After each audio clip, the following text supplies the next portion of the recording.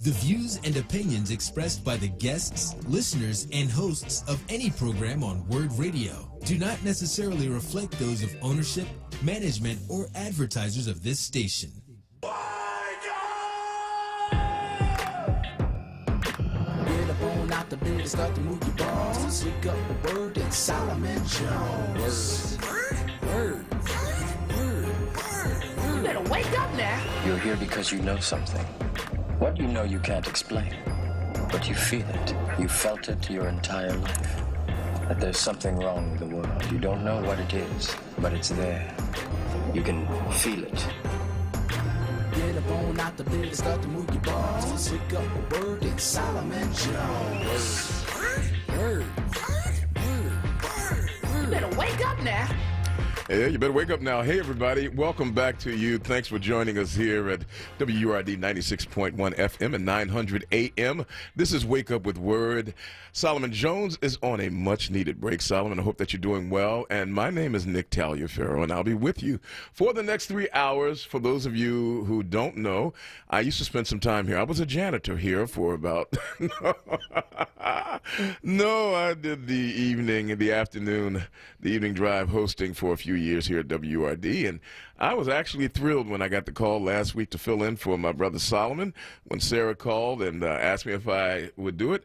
And I imagine that Sarah called me because every week I would call her and say, Sarah, please, let me come. No, only kidding. But when I had the opportunity to come on, it was a great thrill to fill in for Solomon, and I hope that I get a chance to talk with you before the day is over. Ladies and gentlemen, with our hands firmly on the wheels of control on the other side of this console, the first voice that you will hear will be that of the producer extraordinaire, Miss Kwesa Mathis. Good morning, Kwesa. How you feeling? I'm doing good. How are you? You look sunshiny. Thank you so much. So, and it is actually, you know what? I've always wanted an opportunity to work with you, and I just wanted to serve notice to all of the folks here at WRD. I won't be leaving. I'm just going to stay here, and I'll be able to work with you for the next few. This is unique doing radio. I mean, Kwesa has on a mask. I'm thinking that at any given moment she is going to rob a stagecoach, and I imagine I should be wearing one. And the reason I'm not is because I have to talk with you. But to all of my friends out there who are striking the chords of independence and freedom and liberty by saying that you don't have to wear a mask, may I urge you to release yourself from being stuck on stupid and wear a mask. I mean, trust me, folks, it is not that big a deal, and it is one of the ways to save lives. We'll be talking a little bit more about the coronavirus coming up because that is a necessary conversation. There's so much going on in our world, but this virus has turned the world upside down, and so folks, please wear a mask. Not only will you save the lives of others, but the truth of the matter is you are not nearly as pretty as you think you are, so wearing a mask is not going to upset the people around you. As everybody has told me since I've been wearing my mask, man, you look so much better. So please wear a mask. All right, would you do that? I'll give you the phone numbers and just hold tight, and we'll be getting to you at the appropriate time. Of course, you know that if you would like to speak with us here at WRD, that what you can do is simply pick up your phone, punch out the numbers 215-634-8065, or give us a call toll-free at 866-361-0900. Let me give you those numbers again. That is 215-634-8065, or give us a call at 866-361-0900 toll free. We've got a whole lot coming at you today. You know, look, folks, I prepared as though I was auditioning for a job here because I really respect this medium and the opportunity to dialogue with you and to share information that's salient and trenchant that we need to talk about. I said, folks, we really need to do a little research, get ourselves together, and make sure that we have all the information at hand. And let me tell you, we got a stock jammed, gill to gill, filled to the gills, wall-to-wall program coming at you today. You have the sublime privilege of hearing from one of America's foremost scientists today, Dr. Milton Brown, who has his PhD in synthetic chemistry and his medical degree from the University of Virginia, is going to be talking to us about some of the latest information regarding the coronavirus that you have got to hear in the 9 o'clock hour. I mean, you do not want to miss this. What Dr. Brown has to share about this. I mean, a good brother, one of the only individuals in the country with a PhD in synthetic chemistry and a medical degree. He holds professorships in oncology, neuroscience, pharmacology, physiology, biochemistry, molecular and cellular biology, and has issued over 16 patents for novel compositions of pharmaceuticals for the treatment of human diseases. This gentleman really has to rent a crane just to hold his head up. He's that heavy. Okay, maybe I did stretch it a little bit there, but you'll be hearing from Dr. Brown. We'll be talking about that. We'll be speaking with John Corella, Esquire of Corella Legal Services, about a case that ought to get your attention. This one got my attention. Lanisha Bratcher voted and then got arrested. Let me tell you why. Lanisha had gone to jail for a felony. She got out of jail, and because she was out of jail, she wanted to be a good citizen, and so she went and voted. Well, what she did not realize is because she was still on parole, that meant that she did not have the right to vote because many states deny you your humanity. I'm sorry. Many states deny you your freedom and your liberty and your right to be a citizen because you've gone to jail. And so they arrested her. And this isn't the only time that this has happened. We'll be speaking with John Corella about this situation and how it sheds a light on the racism of the past being used today to try to control voting. We'll be speaking about the ongoing dust-up regarding the tensions between black people and Jewish people, as was occasioned by the misspeaking of Deshaun Jackson, perceiving that he was quoting Minister Louis Farrakhan, but most recently by a posting by Minister Rodney Muhammad here in the city of Philadelphia. We're going to try to get Minister Muhammad on the line, and then later on we'll be speaking with a couple of rabbis from the Philadelphia area and with a minister from the Philadelphia area to talk about these issues of the tension that exists, if it really does exist between the black and Jewish community, or is this an aberration? We'll sort it out for you right here on Wake Up with Word. And, of course, more important than anything else, we've got your conversation coming along, too. Now, shall I get to some of the conversation first before we do the big news stories, Kawesa? Ladies and gentlemen, the chief of all things has said, let's take a couple of these quick calls. Let's go with Miss Mary in Winfield. Good morning, Miss Mary. Nick Talaferro sitting in for Solomon Jones. You're listening to WRD. Welcome to the program. And have been listening for the last almost 20 years. How about that one? Wow, you mean you've been listening since you were 5 years old, huh? Oh, I love you, Nick. You're still the same guy. It's so good to hear your voice, my friend. It is good to be heard, and it's like I never left, really. I mean, I just feel like I'm back home.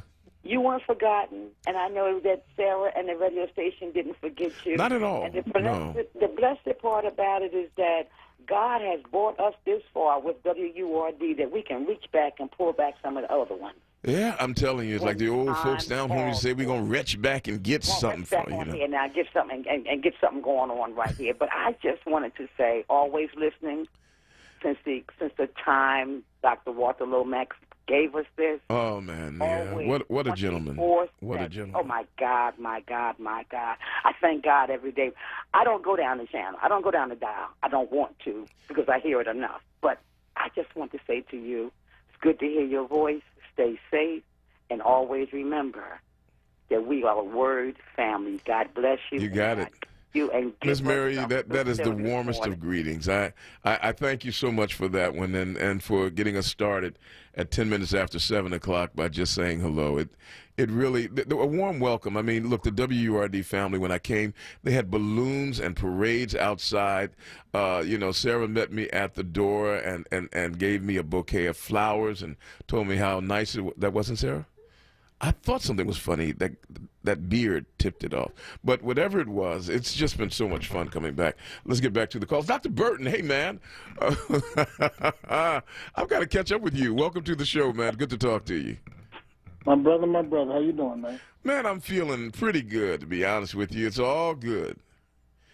Okay. How you making out? Someone passed along a message, and hey, look, I thank you for that information that you shared.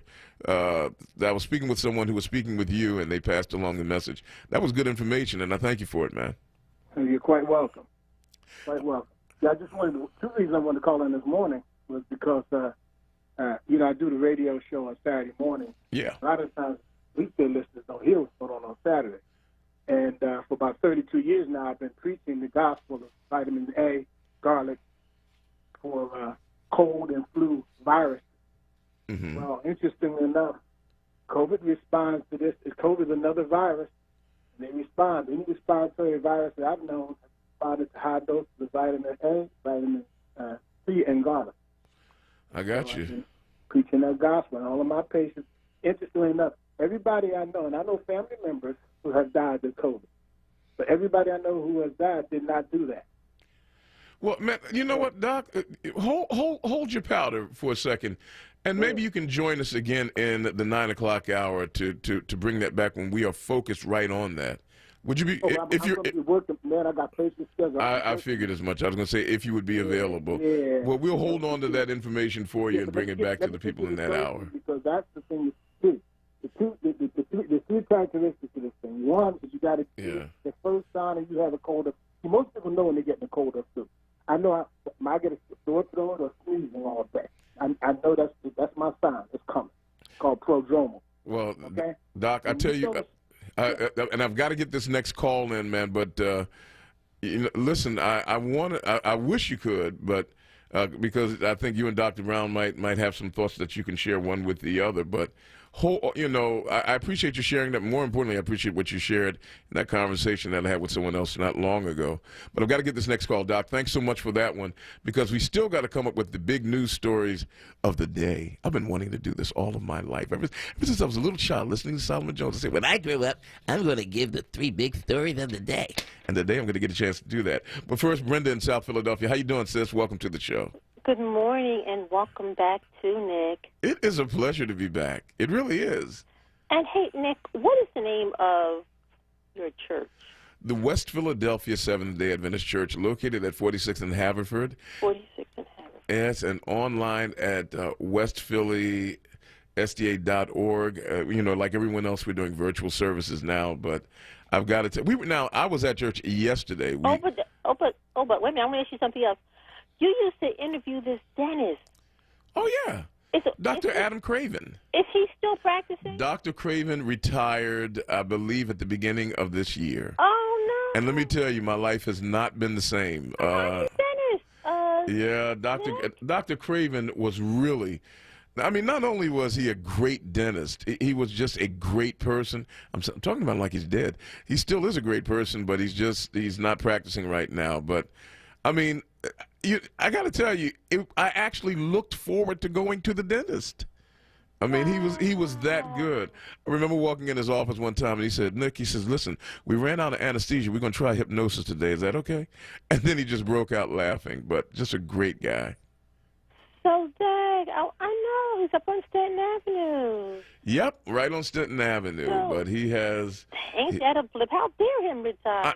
Who told him that just because he was getting a little older and those calendar pages were falling off, that he had the right to go somewhere and put his feet up, peel a grape, and drink something out of a coconut shell with an umbrella in it?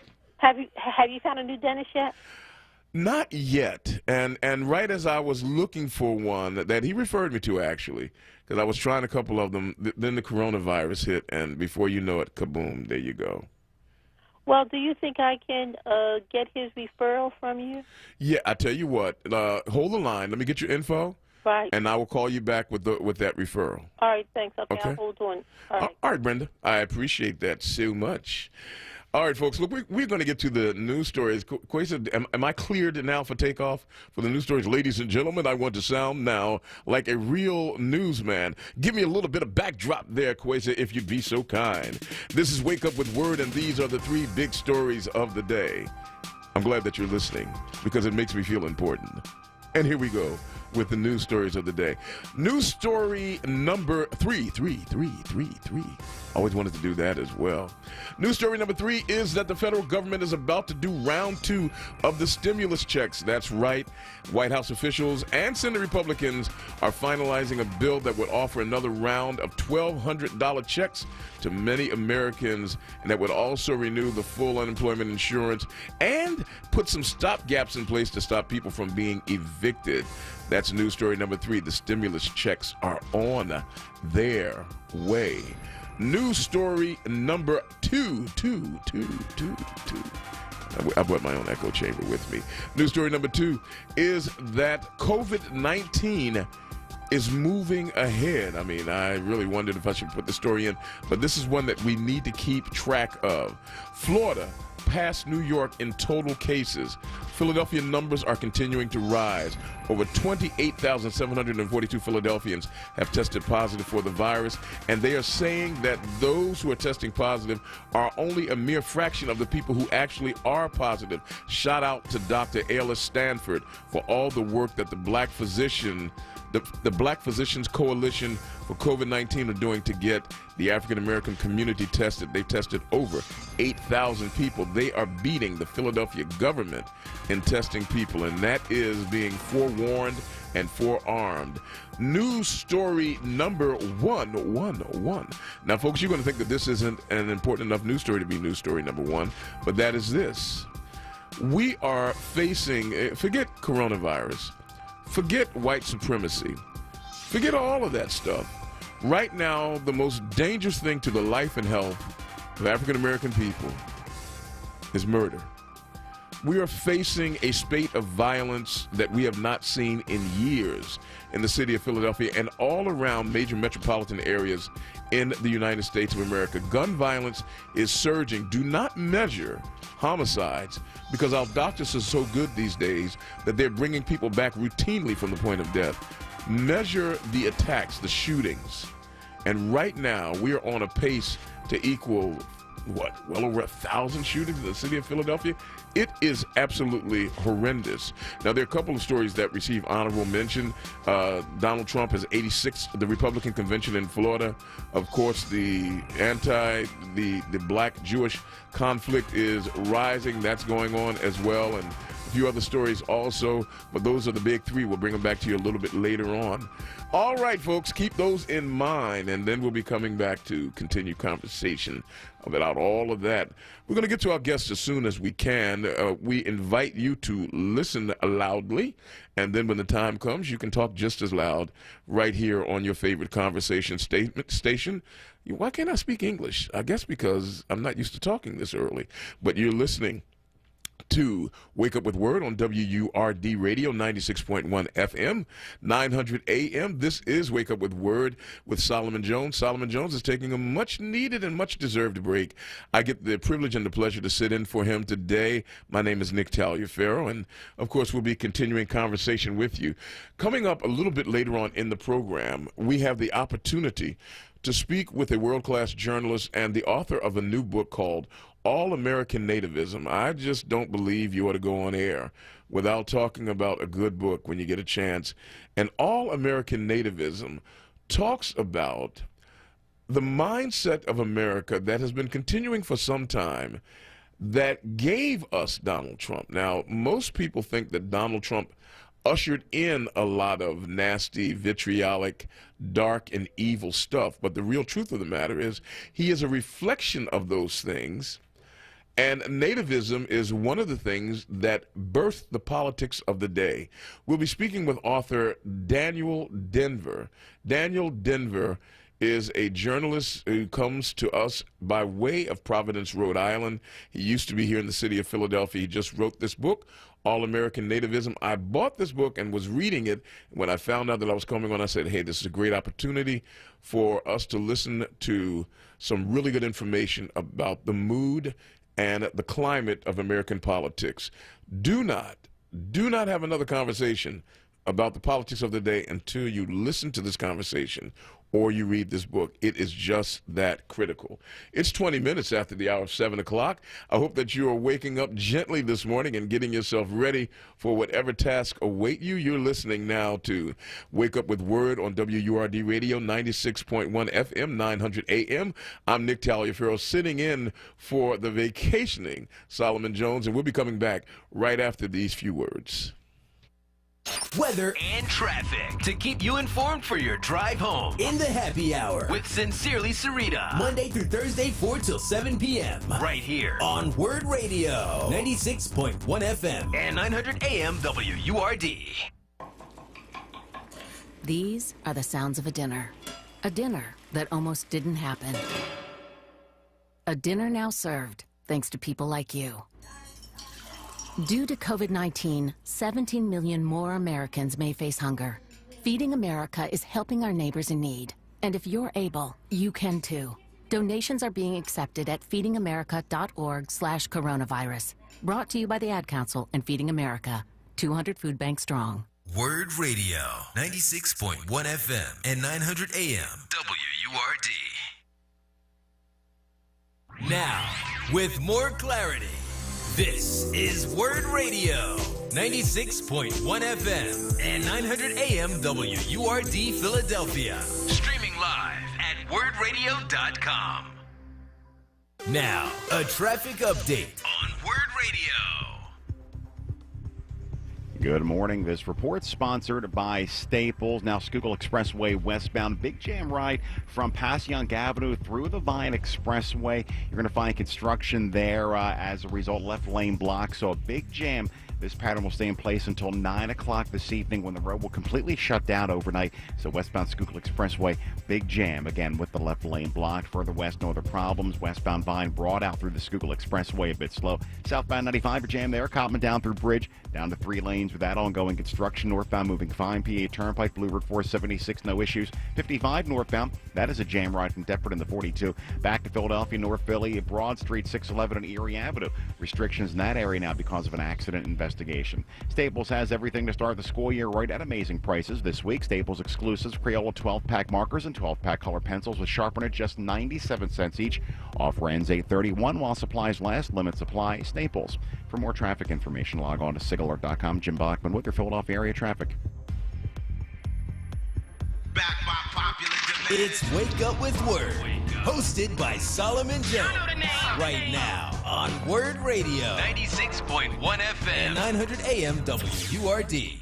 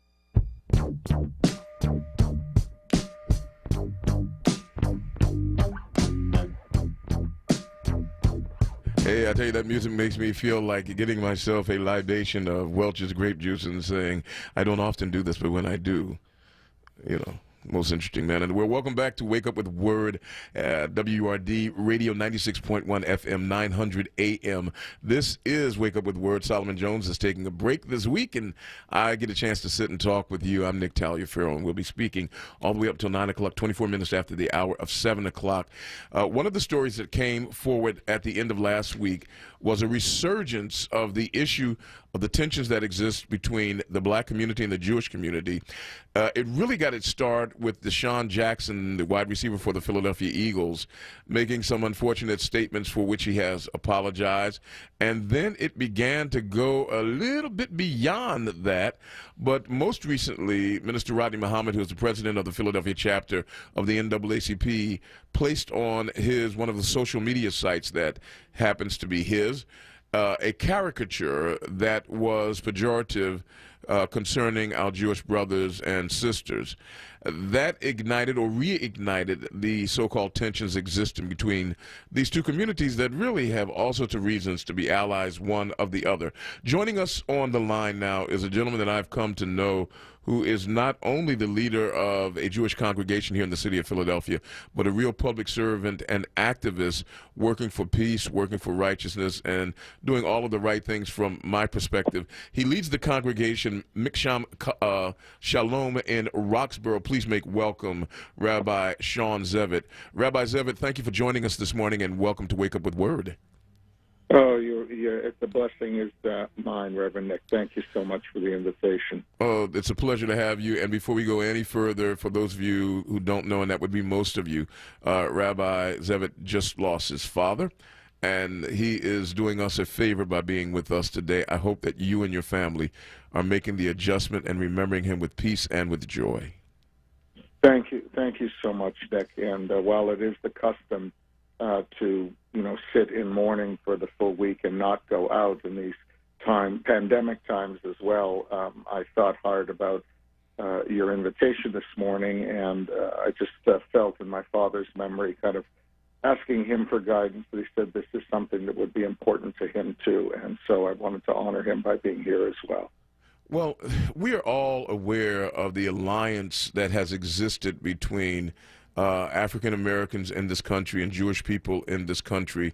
We think of Martin Luther King and Abraham Heschel as just being one representation of that alliance, but now we are faced with what appears to be growing tensions that find themselves intermittently resurging again and again. From your perspective as a leader of a Jewish congregation and someone who works with social justice issues, is there really a tension? And if there is, what is it based on from your perspective? Well, look, it's as James Baldwin would say that it's a complex and nuanced question, and not something to just easily go into sound bites for. I was quite moved by the overview that Jamel Hill, writer formerly for ESPN, and she's now for The Atlantic, when she wrote recently in response to the Deshaun and some of the other incidents, like Jackson, I am black, and had anyone made a remark trivializing slavery, I would have been incensed. I learned that just because I'm aware of the destruction caused by racism, that doesn't mean I'm automatically sensitive to other forms of racism, or in this case, anti-Semitism. And I just wanted, Nick, if I could add here a piece in another important article, I think that would, for all our listeners, black or Jewish or other, by Andre Key, where he again quotes James Baldwin, in feeling it's fitting to return to some of the things that he was courageous enough to write about in the 1960s, when he wrote in an essay, "Blacks are anti-Semitic because they are anti-white." And he writes, in the American context, the most ironic thing about language of the time, about Negro anti-Semitism, is that the Negro is really condemning the Jew for having become an American white man, for having become, in effect, a Christian. And he says that without that was a piece for him that was missing from Hill's article, was to notice and to name that as well. Because this whole construct of race originally meant in the earlier Middle Ages, a tribe, a clan, a group in which you had cultural, historical, geographic symmetry that way. And then we find, through Spanish conquest, British, later American, that race becomes a tool to degrade another people and to justify slavery. And in fact, Jews or Hebrews, as they were called at the time, as we were called at the time, Irish, Scottish, other groups who presented predominantly as white in North America were considered people of color and not white at all. And over time, especially after the Second World War, we get into where now the majority of Jews who present as white or benefit from white privilege have been able to make inroads, and that's both in Canada, where I'm from, and the United States, and then end up benefiting from institutionalized white supremacy, and sometimes ending up supporting that. So I think, if you're a person of color in this country, particularly a Black American, and you don't have a lot of connection and understand that Jews are a people and not just a race, and that 10 or 15% of Jews are people of color, Black Jews as well, you might end up defaulting into some of these prejudicial tropes that both white Jews and also African Americans have, been influenced by, and then we get pitted, as you said, against each other, which we need to ask the question: who actually benefits? Yeah, that was my next question, Rabbi. I mean, Rabbi Zevit, in this very critical hour when we are forming alliances to prepare for the upcoming election, do you see any nefarious hands at work in trying to pit these two communities one against the other?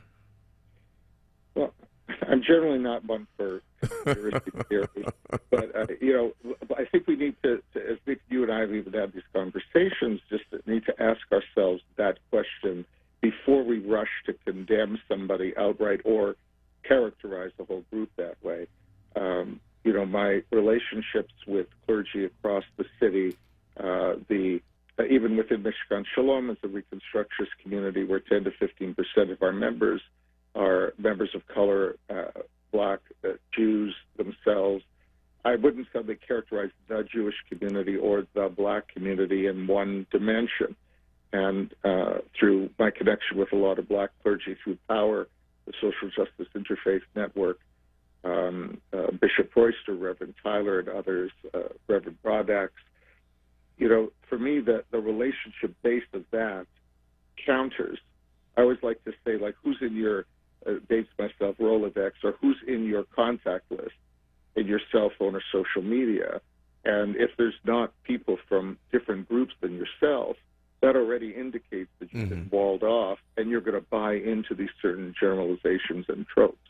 But that doesn't mean that, I'll just speak for myself here as a white, cisgendered, male Jewish person and a rabbi, that I or we don't have to look at how we have benefited from white privilege and institutionalized white supremacy and counter that.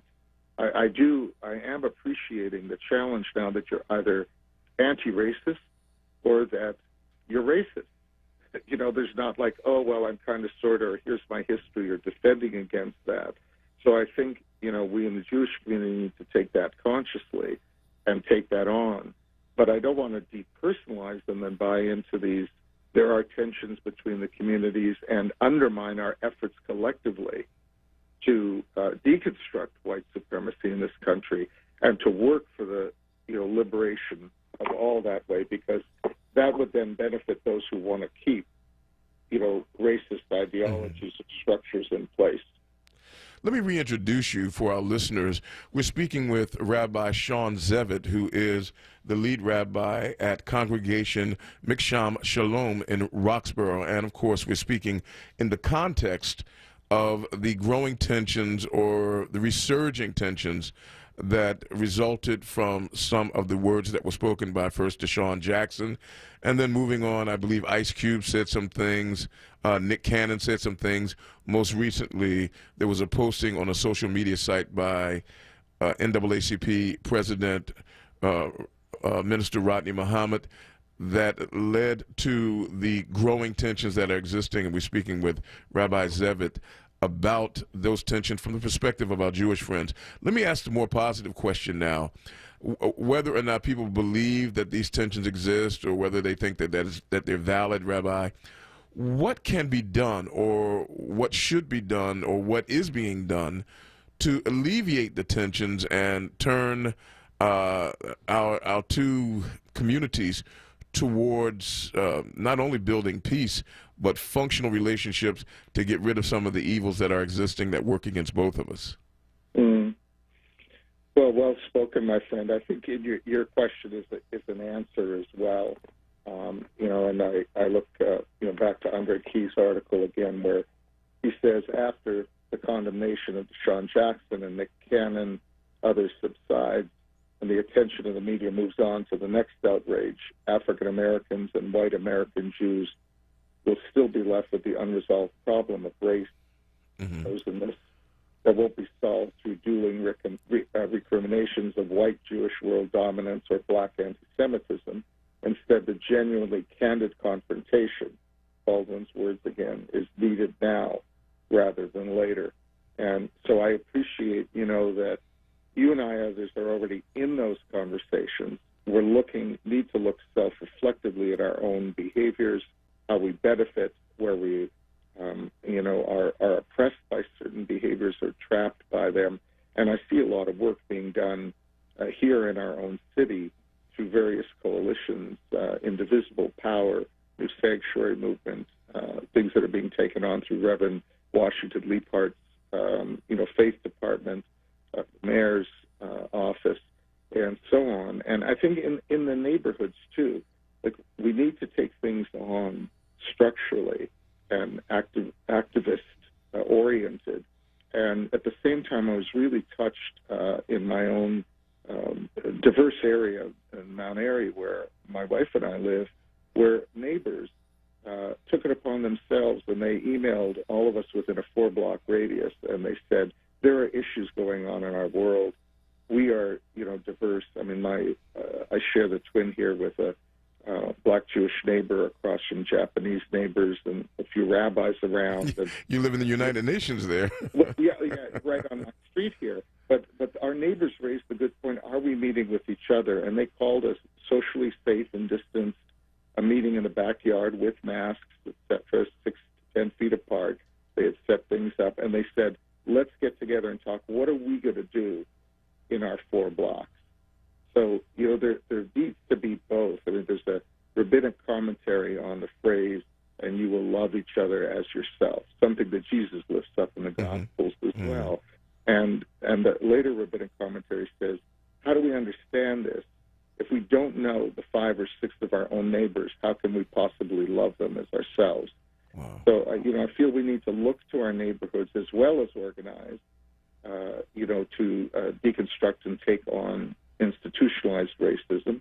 For us who are white Jews, take a look at how we're benefiting and also countering and claim to anti-racist stands and action, even supporting black businesses like was called for through the Poor People's Campaign last Monday. So those are just some of the things I feel are already happening, and I don't want to dismiss any of these larger tensions, and we need to call out anti-black or anti-Jewish behavior and not just let it slide whenever it comes out. And at the same time, really be actively in dialogue, building relationships.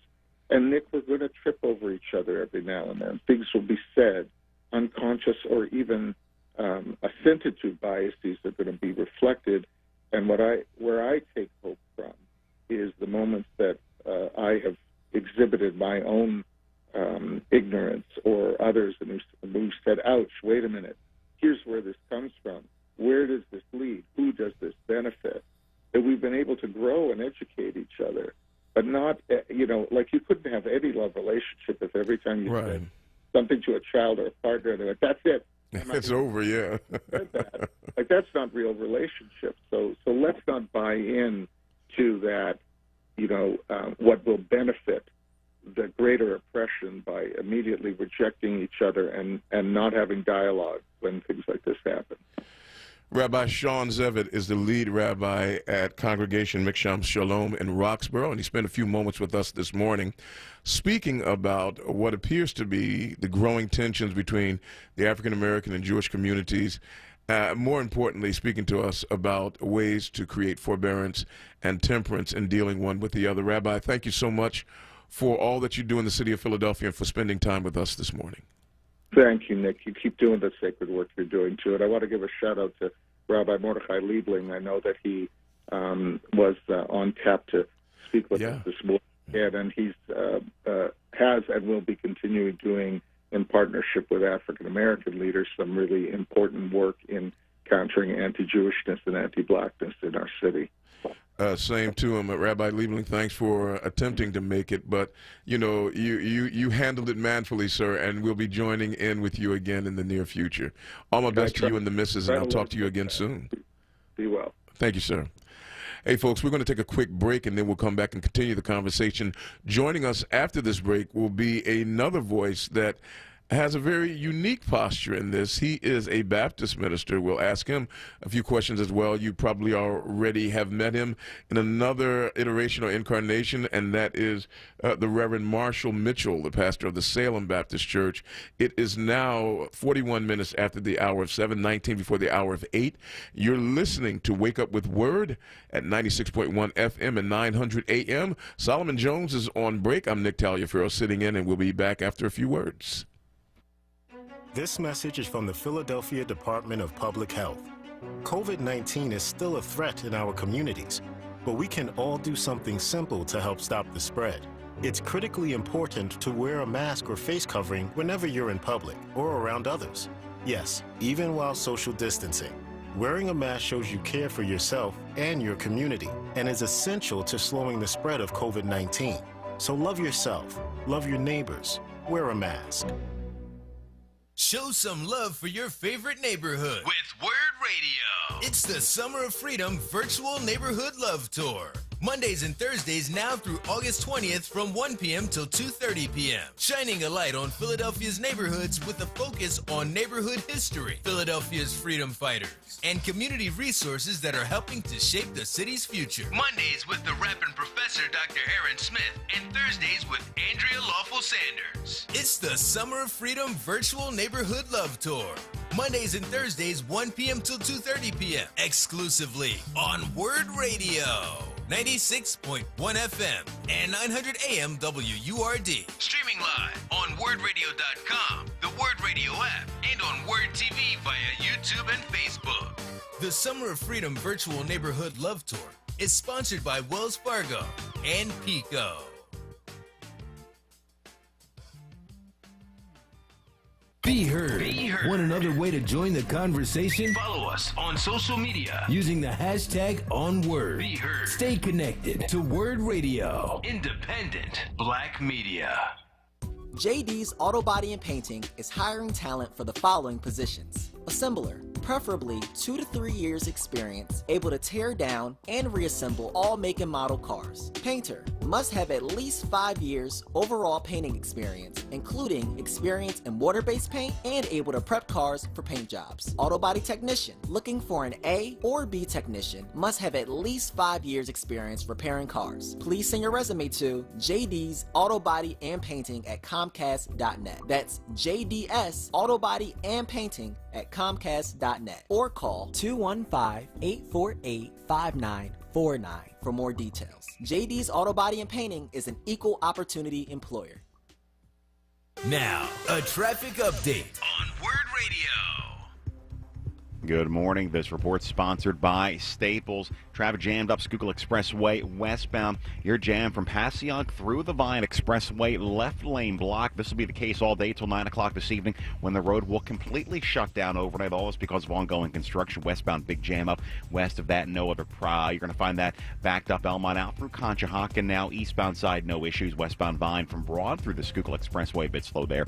Southbound 95 jammed up. Cobham through Bridge down to 3 lanes with that construction. Then busy Allegheny through Girard northbound. No major problems. An accident in Flowertown now causing issues. Bethlehem Pike between Montgomery Avenue and Halls Lane. Closures there. An accident where a vehicle hit a pole. Staples has everything to start the school year right at amazing prices, no matter where the school happens. This week at Staples, Apple AirPods Pro are only $199. You save $50. School on, save on at Staples. Offer ends 8/1, limit 2 while supplies last. For more traffic information, log on to sigalert.com. Jim Bachman with your Philadelphia area traffic. It's Wake Up with Word, hosted by Solomon Jones. Good morning. Right now on Word Radio. 96.1 FM. And 900 AM WURD.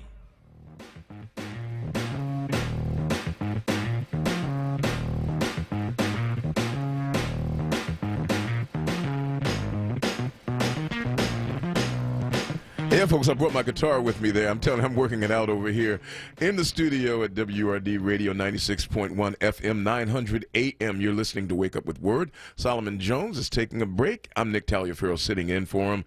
Rabbi Sean Zevitt just spoke to us from the perspective of the Jewish community about the tensions existing between the African-American community and that of the Jewish community, if they are existing at all. And now joining us from the other side of the street, but not so far across the street, is a gentleman who has a very unique perspective, representing the African-American community as a pastor of one of the storied black pulpits of the Philadelphia region. He is the pastor of the Salem Baptist Church, formerly of Jenkintown, now of Roslyn, Pennsylvania, right outside of the city of Philadelphia.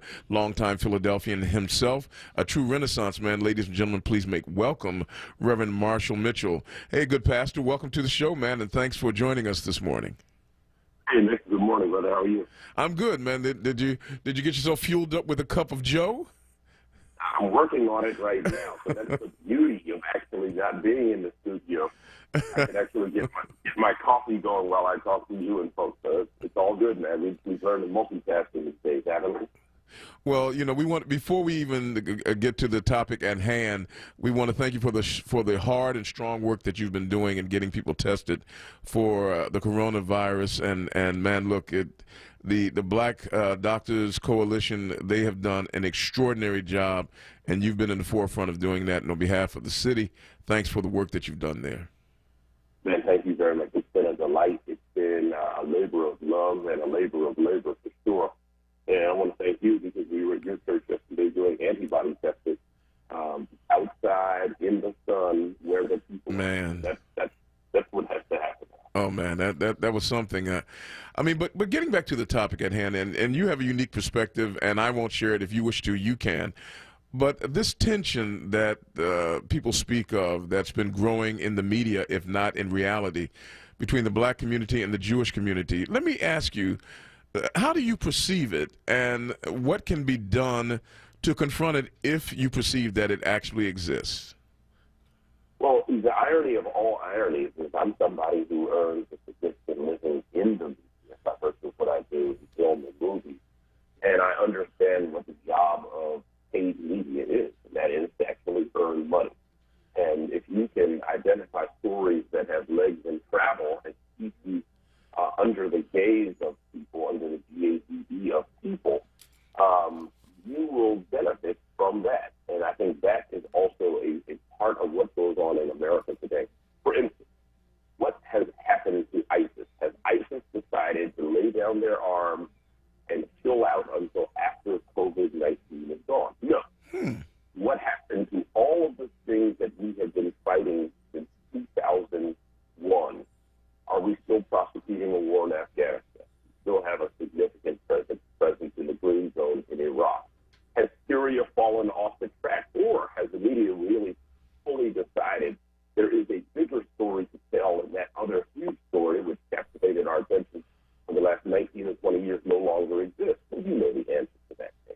The media has a way of creating stories even when there is not much of a story there.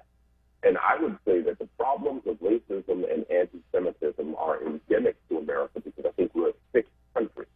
And I think all of us have that virus to some extent.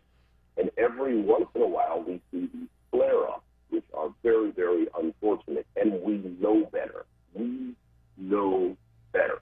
There are too many smart, connected, powerful people who continue the same tropes, continue using the same agitation propaganda of regimes which have fallen, right? So anybody out there who is quoting Robert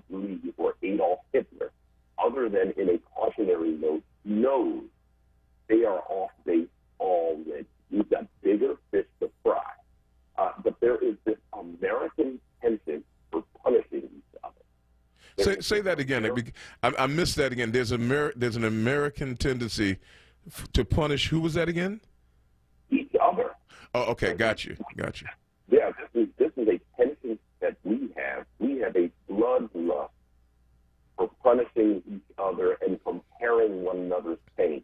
Yeah. Who has hurt the most, right? And I think that is part of what is leading us to this very broken and charted place where if we are not careful, the folks who should be on the same side of the street, advocating for the same ideas, who share common enemies, will get distracted, and they will find themselves, instead of shooting out of the log cabin, they begin shooting at each other inside.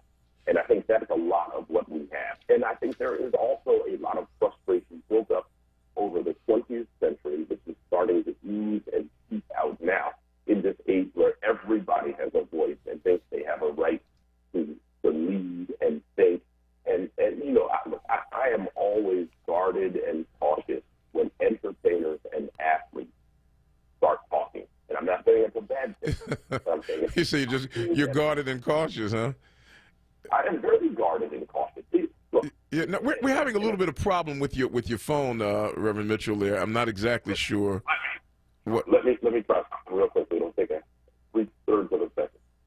Yeah, we. Okay, I'm back up. Is that a little better? Oh my goodness, that's better. Yeah, man. I should have said it earlier. Man, that's absolutely clear.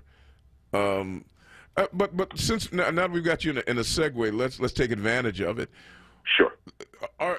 Would it be your impression, your perspective, that the Jewish community and the African American community are natural allies? And if we are natural allies, would you be able to identify the natural adversaries that might be common to us both?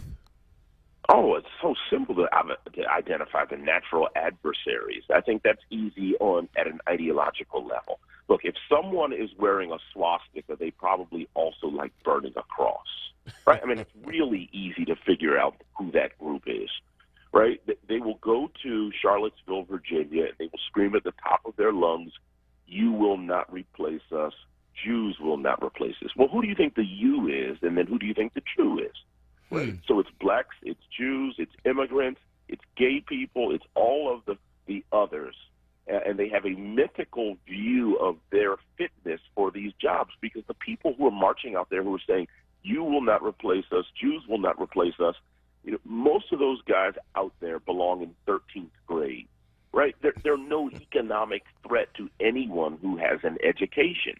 And we need to figure that out, because if you can't import doctors in America, America is not committed enough to itself to educate enough doctors who are here in this country, because we still like to look down on poor people. So we don't even plumb the ranks of poor people and regular Americans for doctors, because we think education is a luxury rather than a right. And so for me, it's very simple to identify the people who do not want to see us work together. Well, now you're pastoring in an area where your community is a lot more diverse than many African American pastors, even though Rosalind is a little bit more black than Jenkintown might be. But do you find yourself having opportunities to work across these divisional lines that would separate, artificially perhaps, the black community from the Jewish community? The entire community, really, in many ways. I remind people and say to people this way, and it's very disarming to them: if you ever need anything, remember I am your local parish priest, so that everybody feels like they belong to my church. And so as a result, I get any number of rabbis in the community when they're struggling from a pastoral perspective or struggling with burnout. Several of them joke and say, "I needed to call my rabbi," and they're talking about me, and now I have a beard, so, I fall into the role, beautifully. But I just feel, and Nick, you know this for me, diversity, being eclectic, being engaged with people, not being insecure, those things are endemic to me, because what I don't know, and I'll ask somebody, and a child can teach me. And I think when we get to the place where we can be free, We can be humane. We can see other people's benefit to us and to our society. I am wide open to it, and I exercise it, and I engage in it. And I'll tell you, our church is in Roslyn. Roslyn has a storied history of having 2 fire bombings in the 1970s of black houses who moved into that area. And I decided when we got there, someone in the community was passing out Ku Klux Klan literature, not at the church, but in the driveways of a lot of residents in our community. What I did on a Sunday morning is I stood up and said, this has been put in the driveway of several of our members. My mother is a school teacher. My father was a prolific preacher. I pulled out a red pen, and what I did is I corrected the grammar on their flyer to help them out. And I took the time in front of the congregation. I found 37 grammatical errors, and I said, and this is why these people do not matter to us, because they are ignorant. They're talking about an American English which they've not studied. They are facile. They are fascist. And we will watch them. We will protect our people from them, but they will not distract us. We've got to take a break, man, because we are right up against the clock. But Reverend Marshall Mitchell, the pastor of the Salem Baptist Church in Roslyn, spent a few moments speaking to us about the so-called tensions and leading us to a place where we could see that our similarities and our common interests are much stronger than any tensions that might exist. Always a pleasure, my friend, and looking forward to speaking with you more about this in another setting. Thanks, brother. Take care of yourself. You got it, sir. For those of you who don't know, Reverend Marshall Mitchell is a true Renaissance man. The Reverend title is only the beginning of where that brother starts. Where he ends, that has not been discovered yet. It's 4 minutes away from the hour of 8 o'clock. You're listening to Wake Up with Word on WURD Radio, 96.1 FM and 900 AM. Solomon Jones is on break. Nick Taliaferro sitting in for him. We'll be coming back at the top of the hour to continue our conversation about a real exciting topic. Don't go away. Stay with us. Check out the Source lineup on Word Radio. Mondays, get ready for the rapping professor, Dr. Aaron Smith. On Tuesdays, it's Andrea Lawful Sanders. Then on Wednesdays, it's the Black Women's Leadership Council. On Thursdays, it's a second helping of Andrea Lawful Sanders. And on Fridays, it's Tiffany Bacon. Don't miss the Source. Monday through Thursday, 1 p.m. till 4 p.m. and Fridays, 10 a.m. till 1 p.m. Exclusively on Word Radio, 96.1 FM and 900 AM WURD. Streaming live on wordradio.com and on the Word Radio app. Seniors, does your doctor regularly reach out to check on you? Can you walk into your doctor's office and see them if you need to? Do you have your doctor's cell phone number, and can you call them anytime, day or night? At Dedicated Senior Medical Center, their only specialty is caring for seniors. Dedicated makes it easy to get the primary care you deserve. Doctors spend more time with patients than the doctors you may be used to. They offer telehealth visits, help you get your medications, and even make sure you get to your appointments. If your doctor isn't treating you like family, it's time to say yes to Dedicated Senior Medical Center. Call Dedicated Senior Medical Center today to schedule a visit and find out what you're missing. Call 267-443-1900. That's 267-443-1900. Appointments are available now.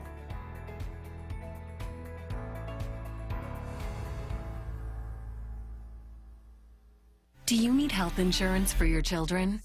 The Children's Health Insurance Program, also known as CHIP, provides quality, affordable health insurance for Pennsylvania kids. CHIP ensures that kids can go to the doctor, receive health screenings and vaccines, and get what they need to live a healthy childhood. Families can be covered by CHIP no matter how much money they make. If you've experienced a recent change in employment or income, CHIP may be a good option for your family. Visit chipcoverspakids.com to apply or learn more. Paid for with Pennsylvania taxpayer dollars. This is Word Radio, 96.1 FM and 900 AM WURD Philadelphia. Independent Black Media. You're waking up with Word, hosted by Solomon Jones. Good morning. Right now on Word Radio, 96.1 FM and 900 AM WURD.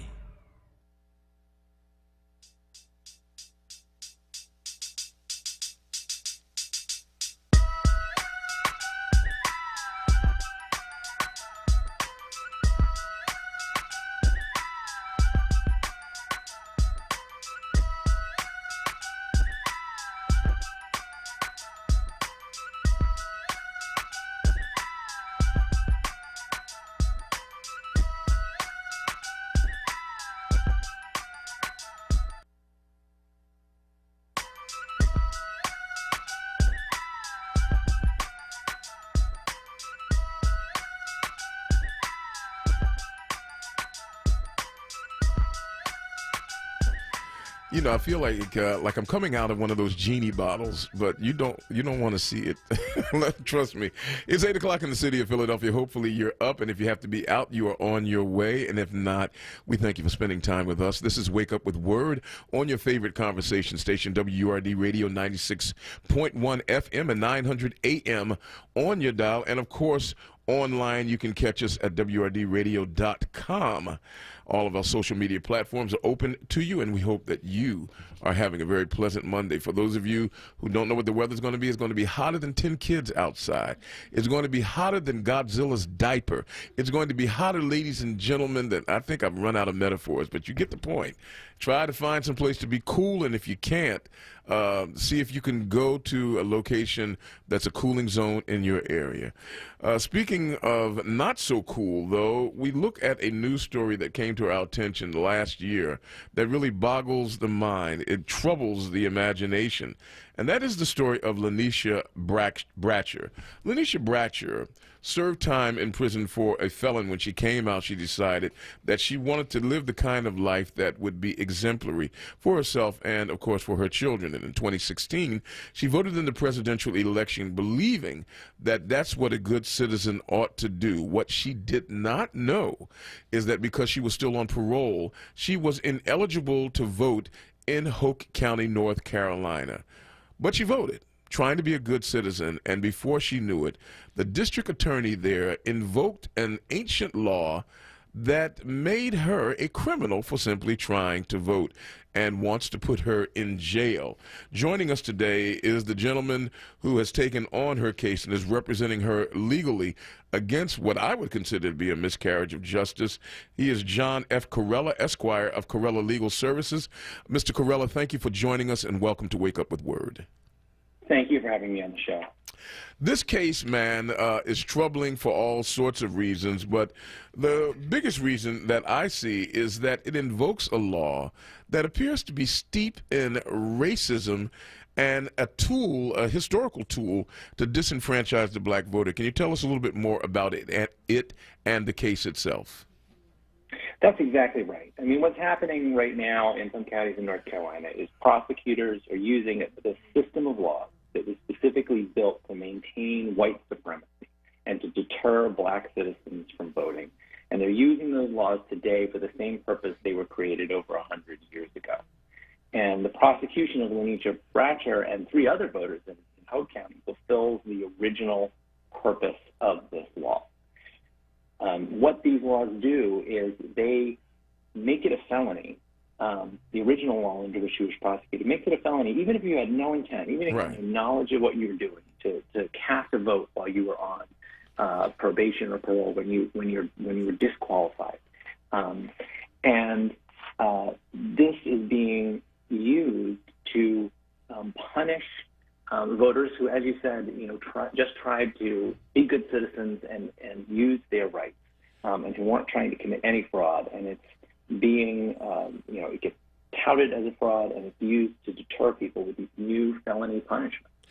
Mr. Corella, I mean, was it a witch hunt? How did they find out this? She voted in 2016. I believe that the charges were brought against her, in 2019? Originally in 2019, and now we're dealing with new charges in 2020. And it was out of 2016. And here's the thing. In early 2017, after all the, discussion by the Trump administration and others about voter fraud, the North Carolina Board of Elections did an inquiry. And they found, of cases of ineligible voting. And they identified at that time, about 440 people who had voted while they were ineligible due to being on probation or parole. And, they identified in that report that most of them didn't know.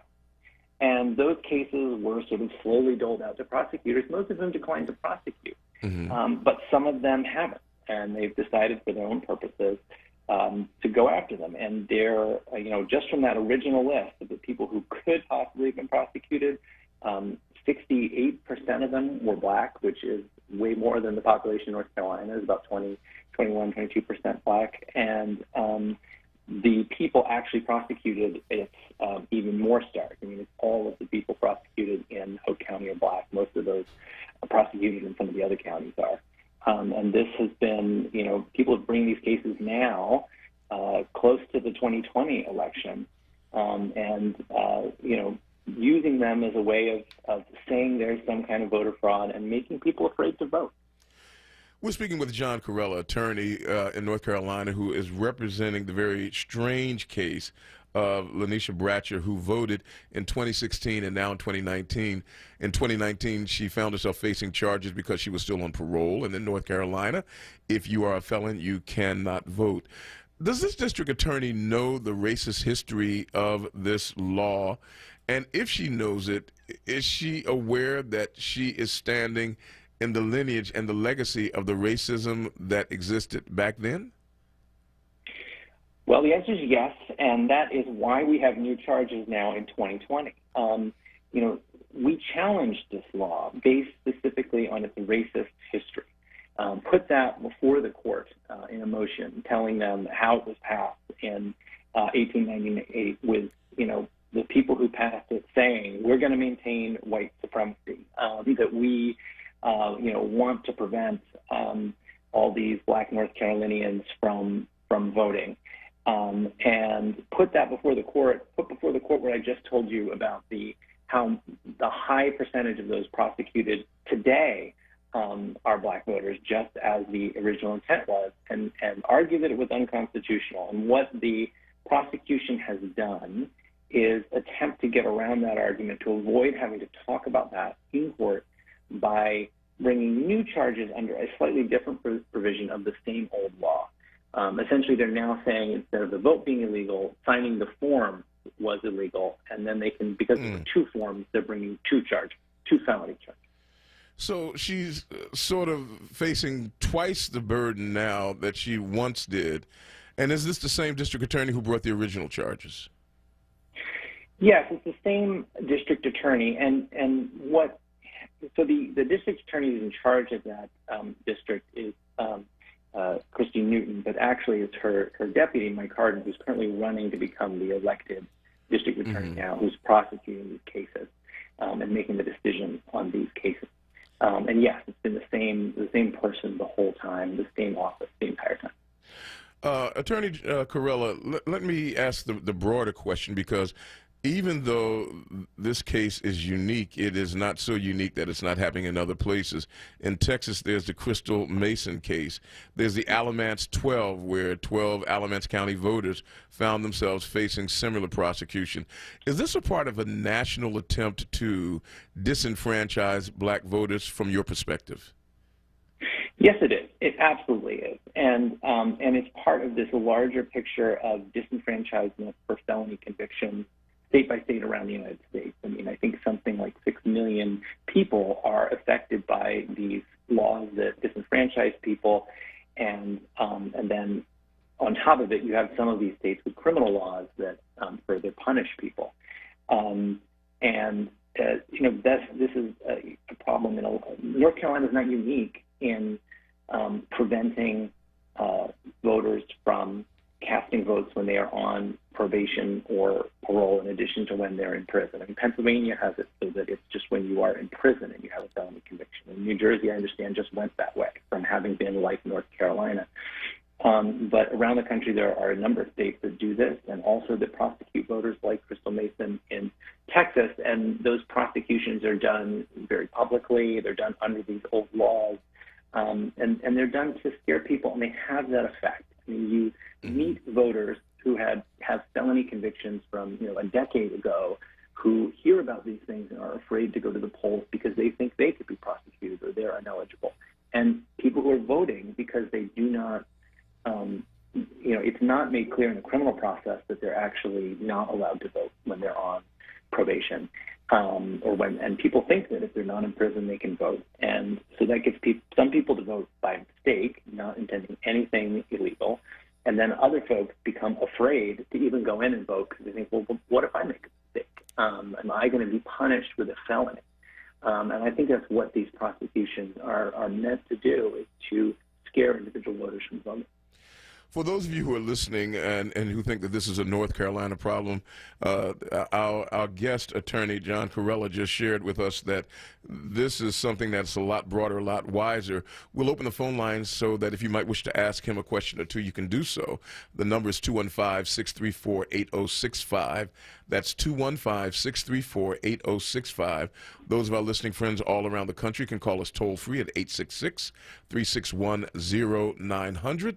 866-361-0900. This is Wake Up with Word. Solomon Jones is on break. I'm sitting in for him. I'm Nick Taliaferro, and on the line with us is our guest, John Corella, who's an attorney representing Corella Legal Services and representing actually his client, Lanisha Bratcher, who is being charged for simply trying to vote. She was on parole. She did not know she could not vote, and before you knew it, she found herself facing charges, and now the district attorney has doubled down on it, giving 2 sets of charges that can put her in jail for an even longer period of time. Mr. Corella, what is her next step? And then I'll ask the other question, and that is, what can people like myself in Philadelphia and all around the country who are listening, what can we do to not only assist her, but to become more active to make sure that others don't become victims of this imbalance of prosecution? Well, in terms of her next step, I mean, we are going to fight the new charges that are just coming down, that have just been indicted, and, you know, challenge again this law based on its racist history and its impact, and get that out there. You know, and Ms. Bratcher, I mean, she, as you said, I mean, is somebody who has tried to live a model life. She got off probation a long time ago. She has children, and she's been recently married and works, and is just wants to move on with her life, but at the same time feels very strongly that this is voter suppression, and she needs to fight these charges. People around the country, I think, should first look locally at what's going on. I mean, as I mentioned, New Jersey, I think, just changed its law in December to be a little more like Pennsylvania and less like North Carolina. And that raises the question is, do people there know that they will now be allowed to vote when they're on, even if they're on probation or on parole, if they're out of prison? Are those people being registered to vote? Do they understand that their rights are different from in some other states? I think organizing around those issues is important. There's a lot of attention about the issue in Florida. In terms of Ms. Bratcher, there is, you know, an online sort of petition started by people locally in Hope County that people could sign on to. You can find it on the internet, and you know, asking the prosecutor to drop the charges. And I think that having you know, a national, you know, outcry about this is good, but people locally are leading, and probably should be leading that effort to communicate with the prosecutor. And I think the important thing for folks is to look at what's happening in your community, look at who is eligible to vote, trying to help those people register and know their rights, and also to push for better laws that you know, allow more people to vote. There are some states that allow that don't disqualify people at all for voting with felony convictions, and that's really the direction things should be moving. We have, you know, mass incarceration in this country, and there are millions of people who really should not be losing their voice. And I think everywhere we can push to make that better. You know, these laws that disenfranchise people, as you had stated earlier, are steeped in racism. They historically have been tools to make sure that certain people could not vote. I'm looking at a quote from former governor of North Carolina, Charles Aycock, who said that the solution to the, quote, Negro problem was to, quote, disenfranchise him. In other words, take his vote away. And so these laws were created back then. But my understanding is the law that's being used against Ms. Bratcher has been reformed and revised several times. Are they trying to put a clean face on it, and have they done that? Well, it hasn't actually been revised or reformed. The portions that have been used against her are almost verbatim what they were in 1901. What's happened is the state, over the years, just like other states, they recodify their statutes, they give them new numbers, they organize them. But actually what I found in looking into this is that this is the same law that it was. And here's the thing that you can look at in what's a felony and misdemeanor in North Carolina that tells you something about the history. It's a felony if you're an individual person and you happen to be disqualified from voting due to a felony and you cast one vote. But if you intimidate voters, or if you go into a polling place and overturn the ballot boxes, those things are misdemeanors under this law. And these laws were passed at the same time. They were passed after an election in 1898 in which we saw like a bloody coup in the city of Wilmington, in which there was violence, throughout the state, and the laws reflect exactly the intentions of those times, that we are going to punish as harshly as we can, individual voters, specifically looking at trying to get to black voters who have the audacity to try to go in and cast a vote. And we are just going to give a slap on the wrist to someone who disrupts an election, even with violence. And that's still the law on the books. And that's how you can really tell from what the law is, that this comes from that place of white supremacy, and that the intent of the law is steeped in racism. John Corella is the principal of Corella Legal Services in North Carolina, and in the Hoke County, he is representing Lanisha Bratcher, who voted after being released from prison on parole, not knowing that her parole status brought her directly in opposition to a racist code designed to disenfranchise black voters. The district attorney is still trying to prosecute her. Mr. Corella is attempting to represent and get her exonerated. We are hoping, sir, that you are successful, and that after being successful, you can come back and join us and give us a better story than the one that we're listening to now. I look forward to it. Thank you so much, sir. We look forward to speaking with you again, and all the best to you in representing Ms. Bratcher. Thank you. All right, folks. I mean, for those of you who are out there who are saying, and I hear this quite often, it disturbs me when I hear it. It doesn't make any sense to vote. Your vote doesn't count. Voting is stupid, blah, blah, blah. I want you to see how seriously the opposition takes your voting.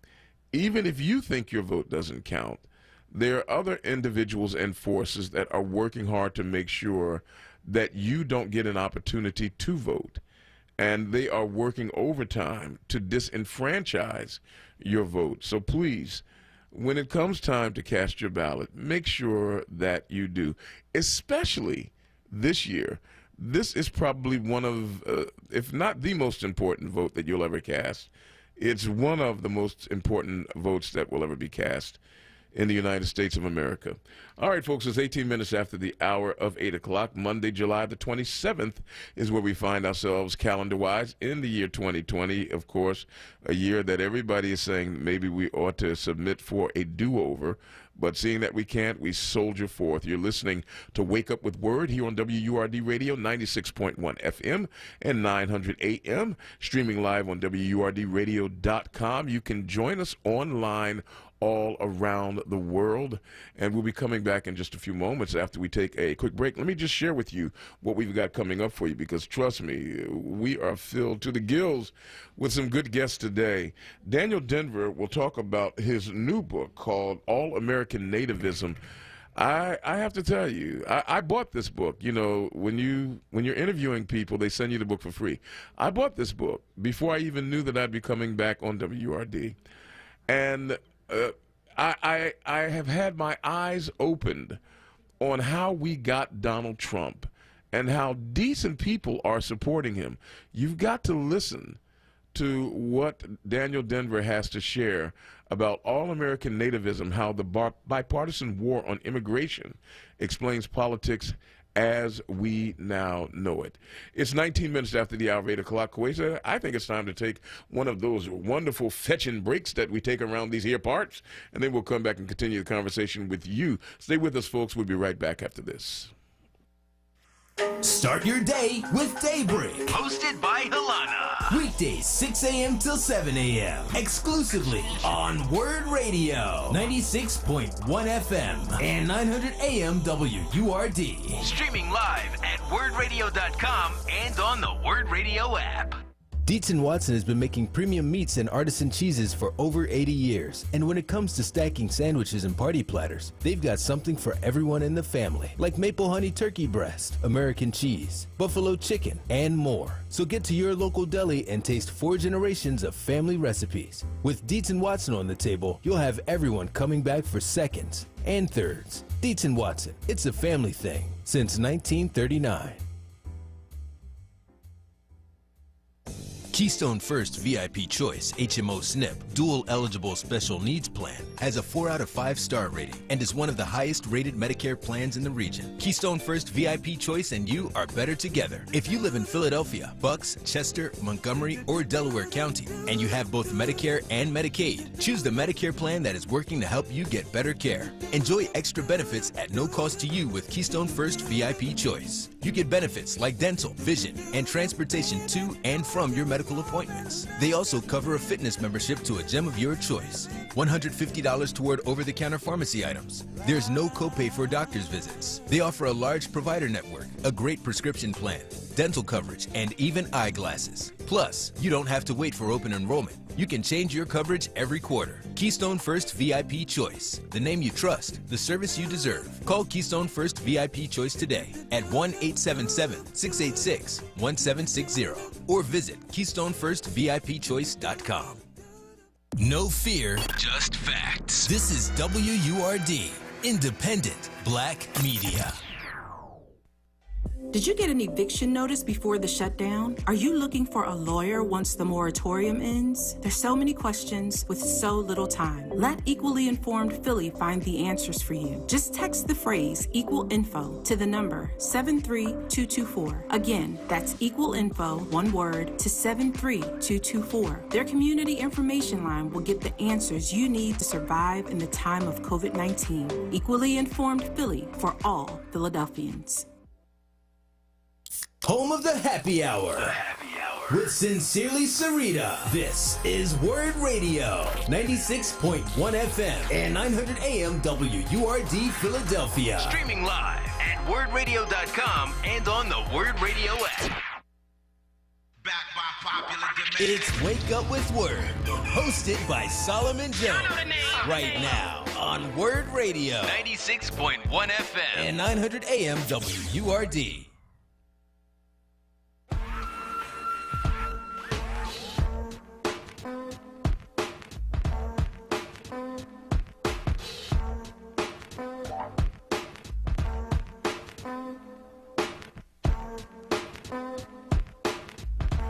Back with you, ladies and gentlemen, here on Wake Up with Word, WRD Radio, 96.1 FM, 900 AM. Solomon Jones is taking a break this week. I'm Nick Taliaferro sitting in for him today. Phone lines are open to you. We'll take a few calls coming up.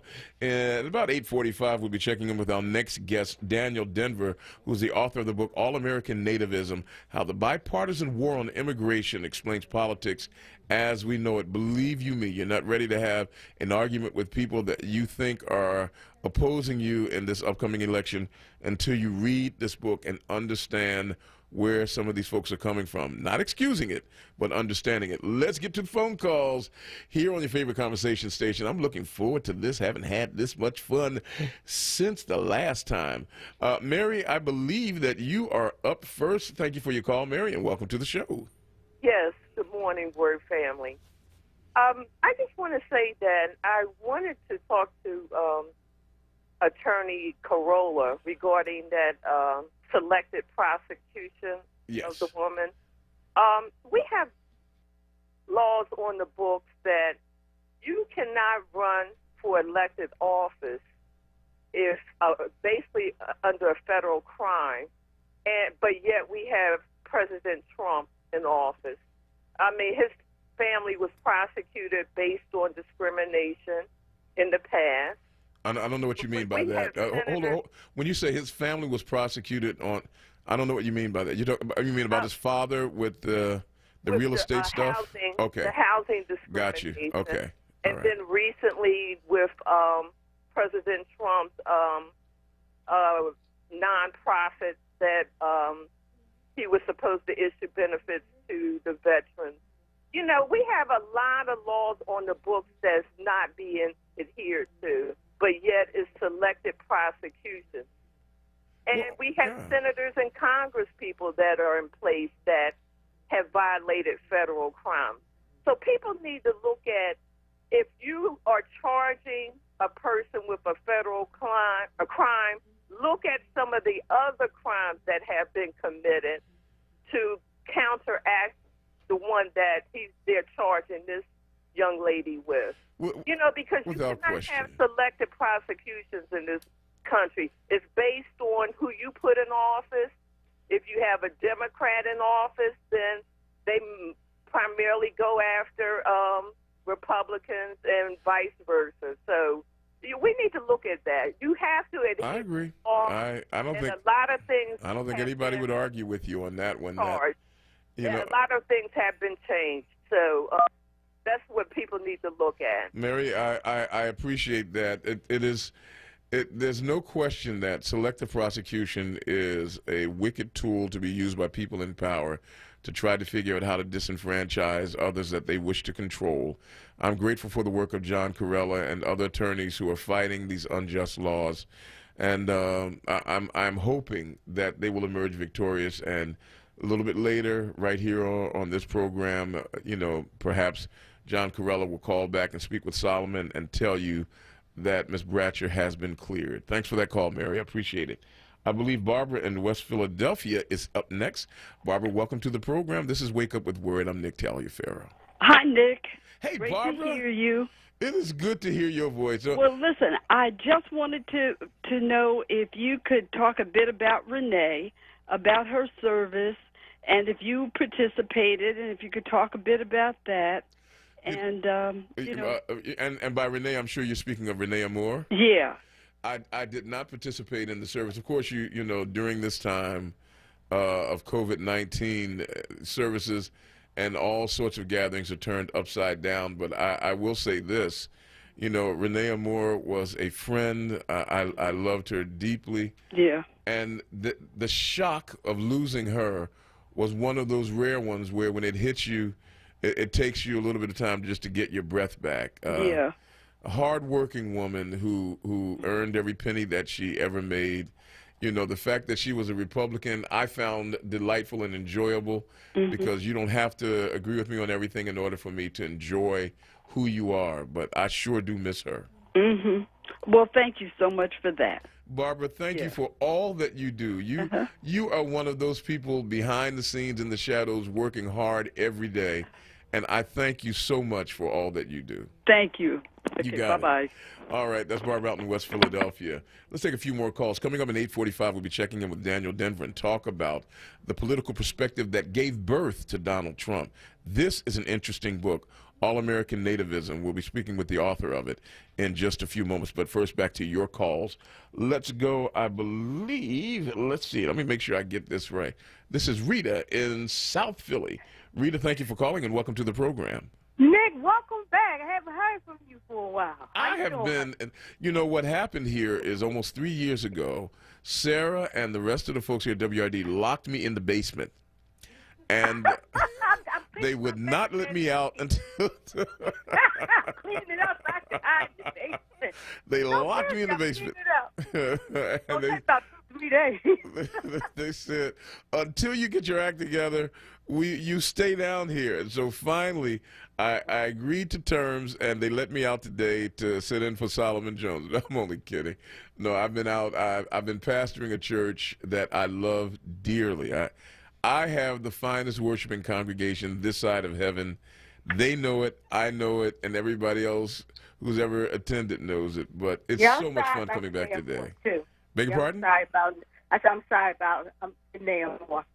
Oh, yeah. Oh, I mean, it's, you know, this year has brought us some real losses, and, you know, we are learning how to negotiate with loss. It's a very difficult thing, but it's something that we have to do. But but how have you been, Rita? You good?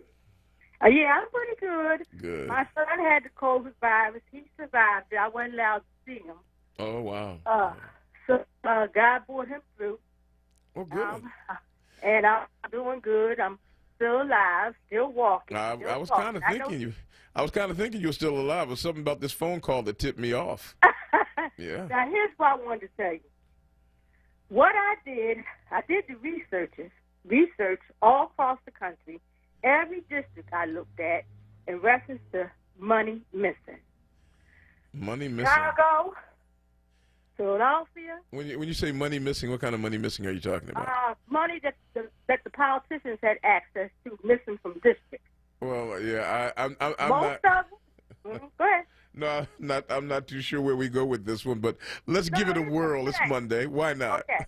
What happened was, see, when all this money was missing from these black districts, see, Nick, you should know how I am. I do. I'll get on the phone. I'll call cross country. Sometimes I have to call overseas. That's how come I was so up in the front of climate change. Started talking about it. I have it right here in my house. Well, I'll tell you what, I want you to hold it right there in your house. Just hold on to it. Hold on, Bubba Louie, and we'll get back to it in a day or two. I'll leave that conversation with the guy who's a little bit better prepared to have it, and that's Solomon Jones. But Rita, it's good to hear from you. I'm glad that you are well. We're going to continue taking our calls here. We've got time for a couple of more. Coming along in just a few, we'll be checking in with our next guest, Daniel Denver, who wrote the book All-American Nativism. I got to tell you, I mean, you're not prepared to engage your adversary till you understand what motivates them. This book helps you to understand what motivates individuals who vote for Donald Trump. You gotta get your hands on this one. And at the very least, get your hands and your head wrapped around the conversation coming up at 8:45. Tony in North Philadelphia, thank you for calling. Welcome to Wake Up with Word. Well, good morning, Nick. Good morning, man. To have you back. And good morning to Queen Carissa. I just want to say about the Jewish situation. Now, you know that, remember when they were persecuting Ethiopian Jews and Israel took all those Ethiopian Jews into their country? Mm-hmm. Because they know that they are descendants of the original Hebrew. And this is what the brothers were saying. They wasn't trying to start all this narrative that people trying to make it out to be. They stating a fact that the Ethiopian Jews are descendants of the Falashas. And now I hear that in Israel, they're discriminating against them because they're dark. Well, you know, one of the things that you have all around in every culture is people finding ways to determine us versus them. Yeah. You know, Judaism is not a race. Judaism is it is a religion. It is a culture. But Judaism or the Jewish people is a great speckled bird that comes from everywhere. You have dark Jews, you have light Jews, you have in between Jews, and but so. Nick, may I say? But then when you go back to the original melanin, there was no white people around. There was Jews. So they're all descendants of them same people. But listen, here's something. You know, we have the thing called sickle cell anemia. Yeah. Have the same disease called Tay-Sachs, but they don't want it to be known because that means they have black blood in them. Well, who doesn't want it to be known? The Jewish people. Jewish people, they'd be the first to tell you about Tay-Sachs disease. Why they don't call it sickle cell anemia?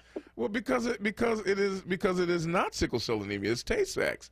I mean, you know, the thing is, I mean, we can always find ways to figure out what makes me different from the other, and typically, when resources are scant, people start looking for ways to narrow their concern group, and in doing that, they find ways to distinguish. For example, if there's only 3 cups of water left, then I got to figure out who I want to give it to. So I want to narrow my group. So I figure out everybody who is not a certain height and who is left-handed. That's going to be my group. And so human beings tend toward discrimination. They tend toward differentiation. And at its worst, that becomes bigotry and prejudice. But what we have to do is to recognize that we have these human inclinations, try to work around them, try to understand that they influence and impact us, but more than anything else, make sure that we don't let them become our compass. We're all that way. I mean, we are gifted with prejudice. And let me say that in a clear way. If something is slithering in the grass and it bites me, my brain tells me that the next time you see that, act a certain way. That is prejudice. That is prejudging something. It can save your life. However, prejudice is not a tool worthy of defining and determining every situation. You can't rule others based upon your prejudice. And that's what human beings have to learn. Sure, it's okay for you to say, I have this fear, I have this thought about this group of people, but you can't put people in a box because of your fear. You can't create the world wrapped around your fear. You just have to acknowledge that it's there. Yeah, I appreciate that, Tony. Let's get to a voice I haven't heard in a long time. We'll go to line 3, and let's pick up Jacob and Olney. My man, Jacob. Peace be unto you. Peace be unto you, man. It's been too long, my friend. Yes, it has. You know, Nick, man, look, it's like riding a bike. I see you still got it, man. You can get up on that bike and ride when you get ready, brother. You know, I keep saying I'm going to get out there to your church, man, and worship with you one of these days. But Jacob, you know, I would be honored. When the opportunity affords itself, I would be honored. I'm going to do that. God willing, the creek don't rise. But you know, Nick, I heard you talking on the way in about some people who say don't vote. You know, that ain't nothing, and they don't offer you nothing now. They just blowing a lot of hot wind, far as I'm concerned. Yeah, and you know where that comes from. Yes, but you know what? And then they say that people are stupid for trying to change America, right? When the documents itself tell you to do it, right? Exactly. By the way that they set up, they don't even, and you know, all over the world, they were saying that we can't change America, and I show them with the truth. Not only are we changing America, we're changing the world. I was looking at the TV, and in Germany, the name George Floyd, Black Lives Matter, was being so. You know, and then I go back to you. How's our friend Bill Lagoon from Australia, land down under? Bill and Helen Lagoon, who were married here, 4 years ago? You married them, yes. For those who don't know, this is a great story. I met Bill and Helen Lagoon. They were living in Melbourne, Australia. I met them through these airwaves. They would listen to WURD in Australia. I don't even know how they found us. And they said, hey, Luke, we really like your show. Wish you were here. We're getting married. We'd love for you to. And before you knew it, they flew to the United States of America for the sole purpose of getting married under the auspices of WURD. We stay in touch almost every week. Eric here is in touch with them just as much as I am. Bill and Helen Lagoon, they're both doing well, and they cherish the memory of WURD and what it meant in their lives. Two people from Australia listening to an African-American radio station in Philadelphia fly from all the way around the other side of the world to get married right here in Philly. It's a great story, Jacob. I'll tell them you asked about them. All right, do that. We changing the world, huh? All the time, my friend. You got it, man. Please, my regards to your sister. Jake was at the wedding, and just what a great guy he is. Let's see if we can squeeze in another phone call real quick before we take our next break. Coming along at 8:45, we speak about the book All-American Nativism, the philosophy that brought you Donald Trump. We'll tell you more about that in a few. But Harold in North Philadelphia, hey, man, welcome to the show. This is Wake Up with Word. I'm Nick, sitting in for Solomon Jones. Good morning, Nick. How are you? So I'm nice good, to hear man. your voice this morning. Hey, Nick, I'm still kicking. That's what you got to do, my friend. You remember after 5.5 years ago, I came down there one Wednesday night, and I brought you 2 pies, one for you and one for Eric. I remember that. Did you ever? I got it from 12th and Popular, Daddy Grace's church. Yeah. They make the best pies. You know, I'm trying to remember. It was so long ago. I think Eric might have eaten both of the pies because. Yeah. He's that kind of guy. Yeah, I had a bad experience down there that night, but. Oh man, I'm sorry to hear that. Well, you knew all about it. You gave me a call the next day, but I'm still around. The doctor's given me 4 to 5 years, but it's been 5.5 years now, so I'm still around. Hey, man, look, you're defying the. Look, here's a little trick, man. Whenever the doctor says, "Look, we only give you 6 months," say, "Oh man, I could never pay you in 6 months." And then they say, "How long you need?" 5 years, and then they'll give you that long. Yeah, because they want to be paid, you know. I just wanted a little prayer from you that night, but I had no idea that you wasn't there that Wednesday night. But I made out all right. You called me up and we talked, and I really enjoyed the conversation. Well, man, first of all, I'm glad that you're well, and more than anything else, I am remembering warmly you're bringing us those gifts. Even as we talk about pies, I find myself feeling slightly a-hungered, if you get my drift. Thanks for that, Harold. Hey, and look, no more talking about food unless somebody's bringing some. All right, it's 20 minutes away from the hour of 9 o'clock here in the city of Philadelphia. Real hot day today, folks, going up to 97 scorching degrees out there. Trust me, find yourself some air conditioning and hug it, or get a cool friend and sit next to them. Whatever you do, stay out of the hot sun, folks, because this is dangerous heat out there. You're listening to Wake Up with Word here on WURD Radio 96.1 on the FM side and 900 AM on the other. We're streaming live on WURDradio.com, and you can follow us on all the social media platforms, Facebook, Twitter, Instagram, and Tumblr. Ladies and gentlemen, we're getting out there. Man, I left and they just turned it up here at WURD. Solomon Jones is out on a much-needed break. I'm Nick Taliaferro sitting in for him. Coming up in just a few moments, we'll be speaking with the author of the book, All-American Nativism, How the Bipartisan War on Immigrants Explains Politics as We Know It. This book will help you to understand the mindset of some very decent people who somehow or another feel that Donald Trump is their hero. 19 minutes away from the hour of 9. We'll be back after this. Do you need health insurance for your children? The Children's Health Insurance Program, also known as CHIP, provides quality, affordable health insurance for Pennsylvania kids. CHIP ensures that kids can go to the doctor, receive health screenings and vaccines, and get what they need to live a healthy childhood. Families can be covered by CHIP no matter how much money they make. If you've experienced a recent change in employment or income, CHIP may be a good option for your family. Visit chipcoverspakids.com to apply or learn more. Paid for with Pennsylvania taxpayer dollars. Support independent black media and join the 4Word movement now at 215-425-7875 or visit wordradio.com.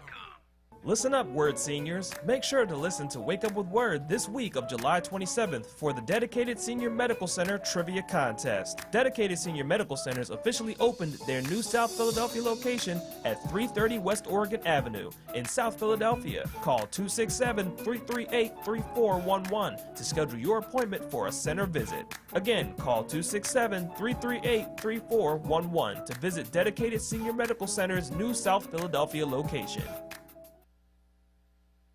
Good morning. Big mess continues on the Schuylkill Expressway in Philadelphia, westbound 76. At a jam ride approaching Passyunk through the Vine Expressway. Left lane blocked, ongoing construction. The reason, this will be the case till 9 o'clock this evening, and the road will completely shut down through tomorrow morning because of ongoing construction. So big problems and delays expected all day on the Schuylkill Expressway. West of that, you're going to find some delays between City and Belmont, eastbound side. Montgomery through Spring Garden a bit slow. Westbound on the Vine Expressway, delays Parkway through the Schuylkill Expressway. Southbound 95, jam Cotman through Bridge through that construction down to 3 lanes. Once you pass that, jam Betsy Ross down through Girard. Northbound 95 moving fine. 55 in New Jersey. Northbound jam there. Deptford into 42. For more traffic information, log on to sigalert.com. Jim Bachman with your Philadelphia area traffic.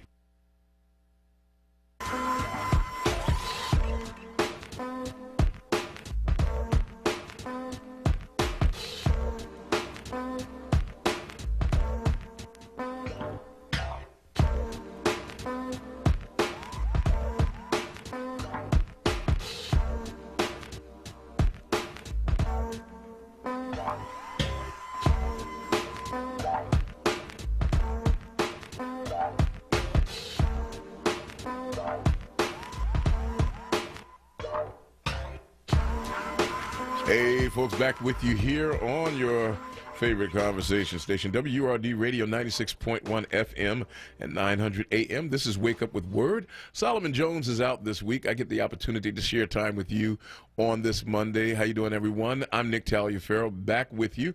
After so many years away, I finally get a chance to come back. The time is now, let's see, 16 minutes before the hour of 9 o'clock, and the temperature is warm. I guess that's the best way to say it. The temperature is warm. 81 degrees outside already. It's not even 9 o'clock. This is sponsored by the Beach Companies, serving the community for 30 years. For more information, check out the website at beachcompanies.com. That's beachcompanies.com. Okay, everyone. I believe, do we have is there a caller online? Let's get right to it. Welcome to the show, and thank you for your call. Oh, there you go. Yes. Okay, now we've got you. Do we got you? I say we got you not. Maybe we don't got you. We'll get you at another time.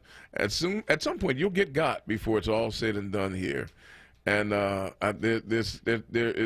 there's a carousel taking place before my very eyes. Coming along in just a moment, we'll be checking in about the book All American Nativism. This one got my attention. Now, many of you may not even know what the word nativism means. We'll get that explained to you real quick. But one of the things that I've found in life, as I have tried my best to work through life with a level of, shall we say, skill, and that is you got to understand people before you argue with people. You've got to be able to figure out what leads people to think and act a certain way. You know, I've been really curious. You know, Donald Trump is, how shall we say it, an anomaly. And I used to wonder, how could people elect someone like Donald Trump? He's amoral, he's sociopathic, he's narcissistic, and those are some of his better points. But in order to understand how someone can elect a Donald Trump, you have to understand the times that gave birth to him. And you recognize that Donald Trump is not creating the things that we are seeing today. He is the production of the things we are seeing. He is not the root of the problem. He is the fruit of the problem. That problem is something that has been defined as nativism, as it is depicted in the new book by Daniel Denver, All American Nativism: How the Bipartisan War on Immigrants Explains Politics as We Know It.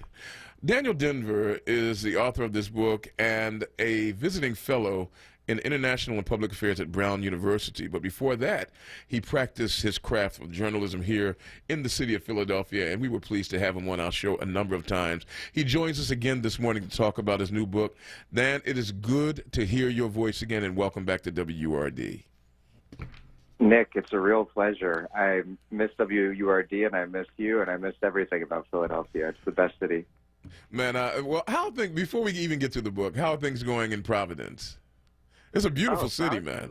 It's lovely too. It's so tiny. There's it's a great place. I think there would be, like 8 Providences could fit in Philly, and the entirety of the state of Rhode Island wouldn't even fill the population of Philly. Wow. It's beautiful. It's beautiful, and it's not a bad place to be riding out a global pandemic, all things considered. Well, I want to thank you for your book. I mean, I always knew you were a fine journalist, but when I found out that you had written this book, I went out and bought the book, and then when I discovered I'd be doing this show today, I said, what a great opportunity to speak about it. You speak about all-American nativism. Before we go any further, for those who don't know, define what you mean by the use of the term nativism.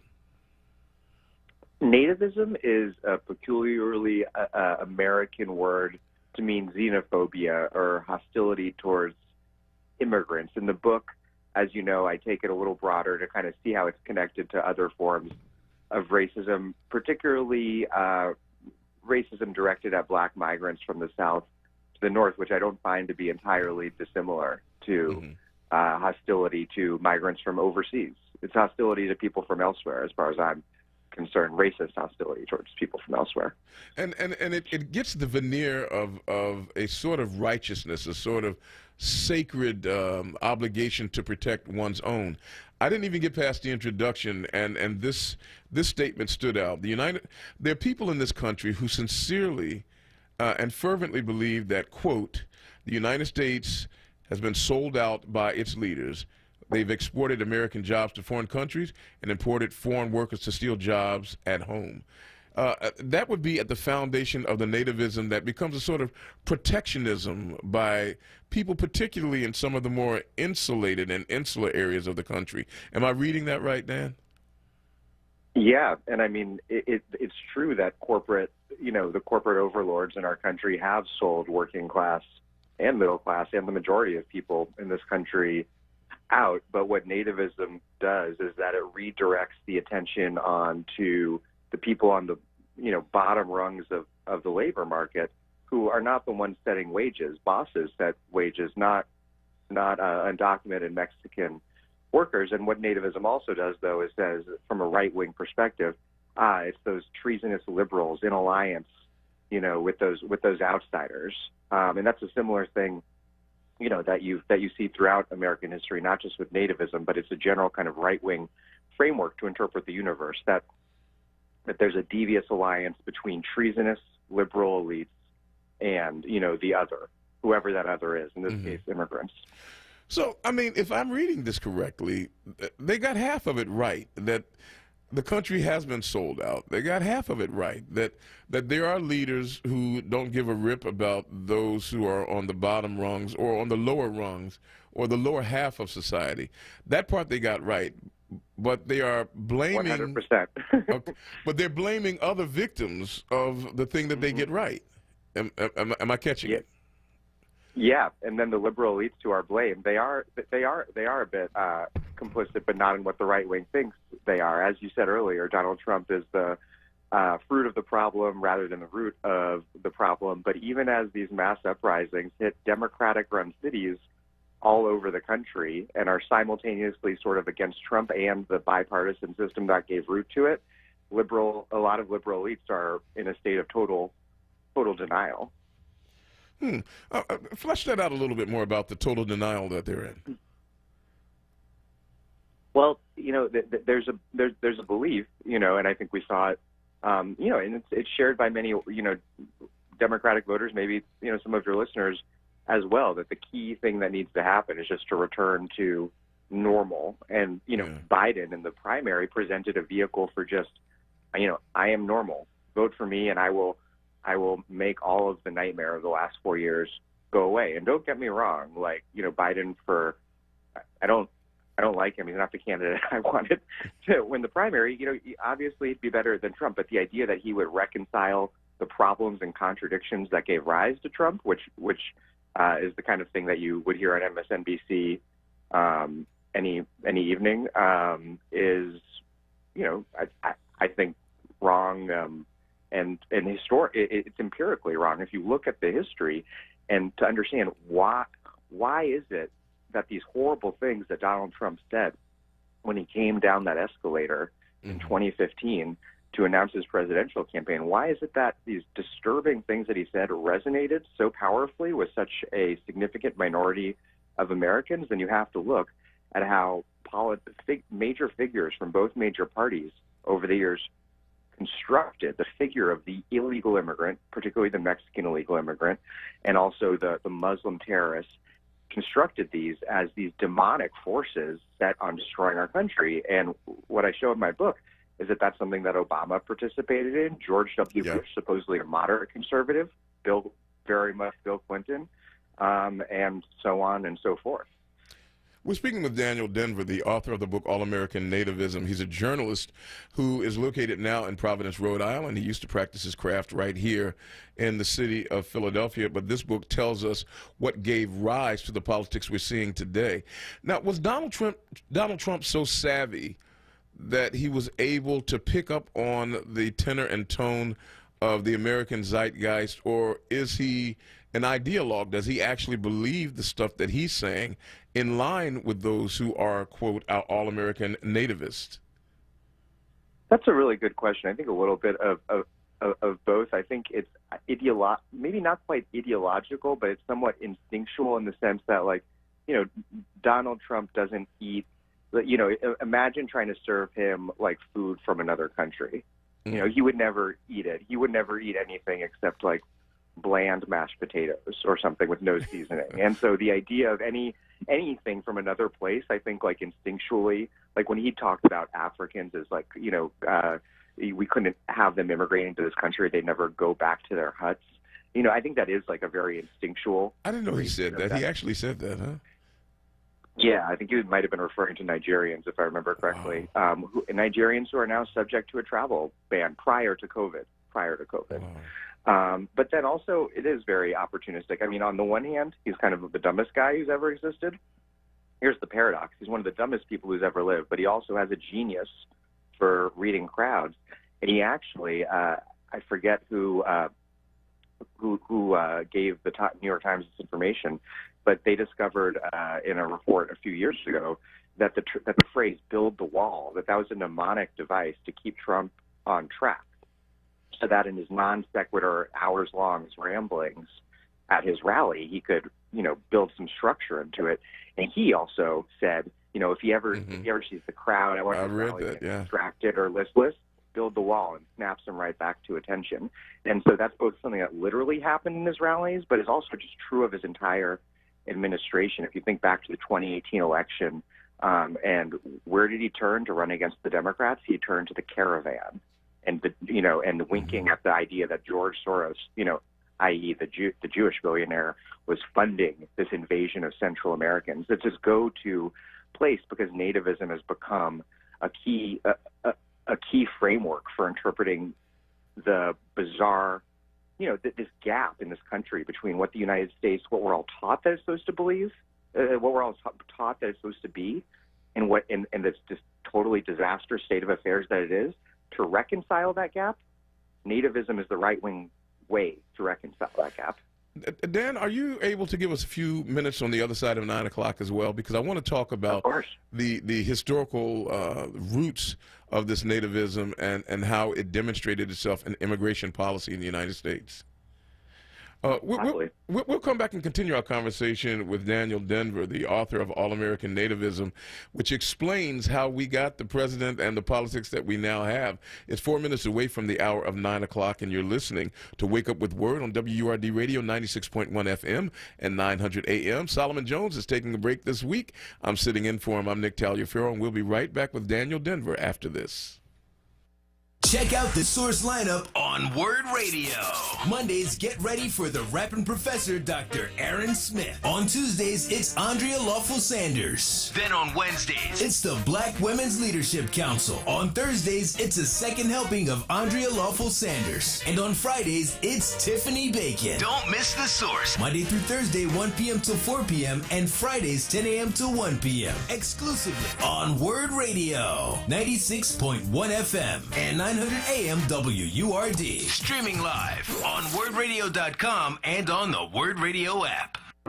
Are you an educator looking for a life-changing opportunity? Youth Build Philly Charter School might be the home for you. Apply to Youth Build to join a family of educators dedicated to learning and growing with young people. Check out current opportunities at youthbuildphilly.org or follow them on social media at YouthBuildPHL. Join Youth Build today. Youth Build is now accepting applications for the class of 2021.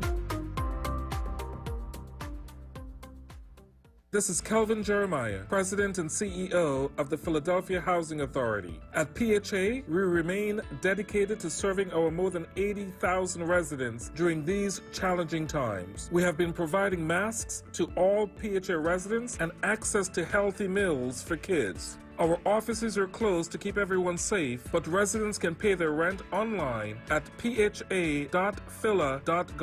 The Philadelphia Housing Authority is opening doors to opportunities. This is not a fad for us. We will not resume our regular programming when things die down. We're not black to help our bottom line or because it's politically correct. We're not joining a fight.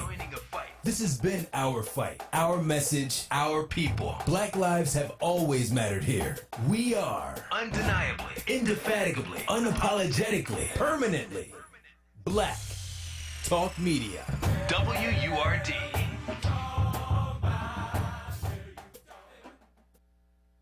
This is Word Radio, 96.1 FM and 900 AM WURD Philadelphia. Black Talk Media. It's Wake Up with Word, hosted by Solomon Jones. Right now on Word Radio, 96.1 FM and 900 AM WURD.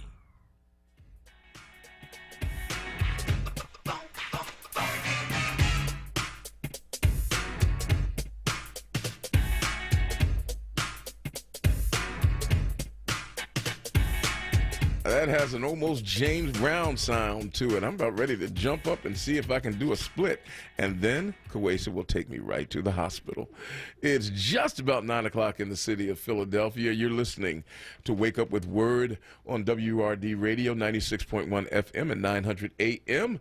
Solomon Jones is out today. He will be back tomorrow. I've got to make sure that I get that one straight. I thought that the man was somewhere on a beach in Bimini with a coconut shell and an umbrella drinking a libation, but he'll be back tomorrow. Solomon, thanks for allowing me to ride side saddle here with your folks and spend this time on Wake Up with Word with you. Final hour of Wake Up with Word here on 96.1 FM and 900 AM. Rejoining us now is the author of the book, All-American Nativism. He is a journalist. This is his first book, and he's also a radio host now, finding out that he is the host of the Dig podcast on Jacobin Radio. Man, I'd like to think I can take some credit in moving you toward radio, but I was listening to some of the episodes of your show, and you're doing a fine job on that, and a great job with this book, helping us to understand how we got Donald Trump. It's not so much that he was just a smart politician, but he rode the wave of a mindset that you identify as all-American nativism, which are the immigration policies set into full force that were designed to keep America white, you say. Yeah, I mean, we could go all the way back to the founding of this country or before, when immigration wasn't a problem the way it's been today and in recent years and the last century, really. But, white migration was the solution to a settler colonial country's problem of attempting westward expansion, which required indigenous dispossession, the importation of enslaved Africans, and white settlers. They weren't even considered immigrants. But that's way back when. The last few decades, we've seen a total competition between the two major parties and, who can benefit politically the most from demonizing immigrants in general, Mexican and Latin American immigrants in particular. We go from like 3,000 or 4,000 Border Patrol agents in 1993 to nearly about 20,000 when Trump takes office.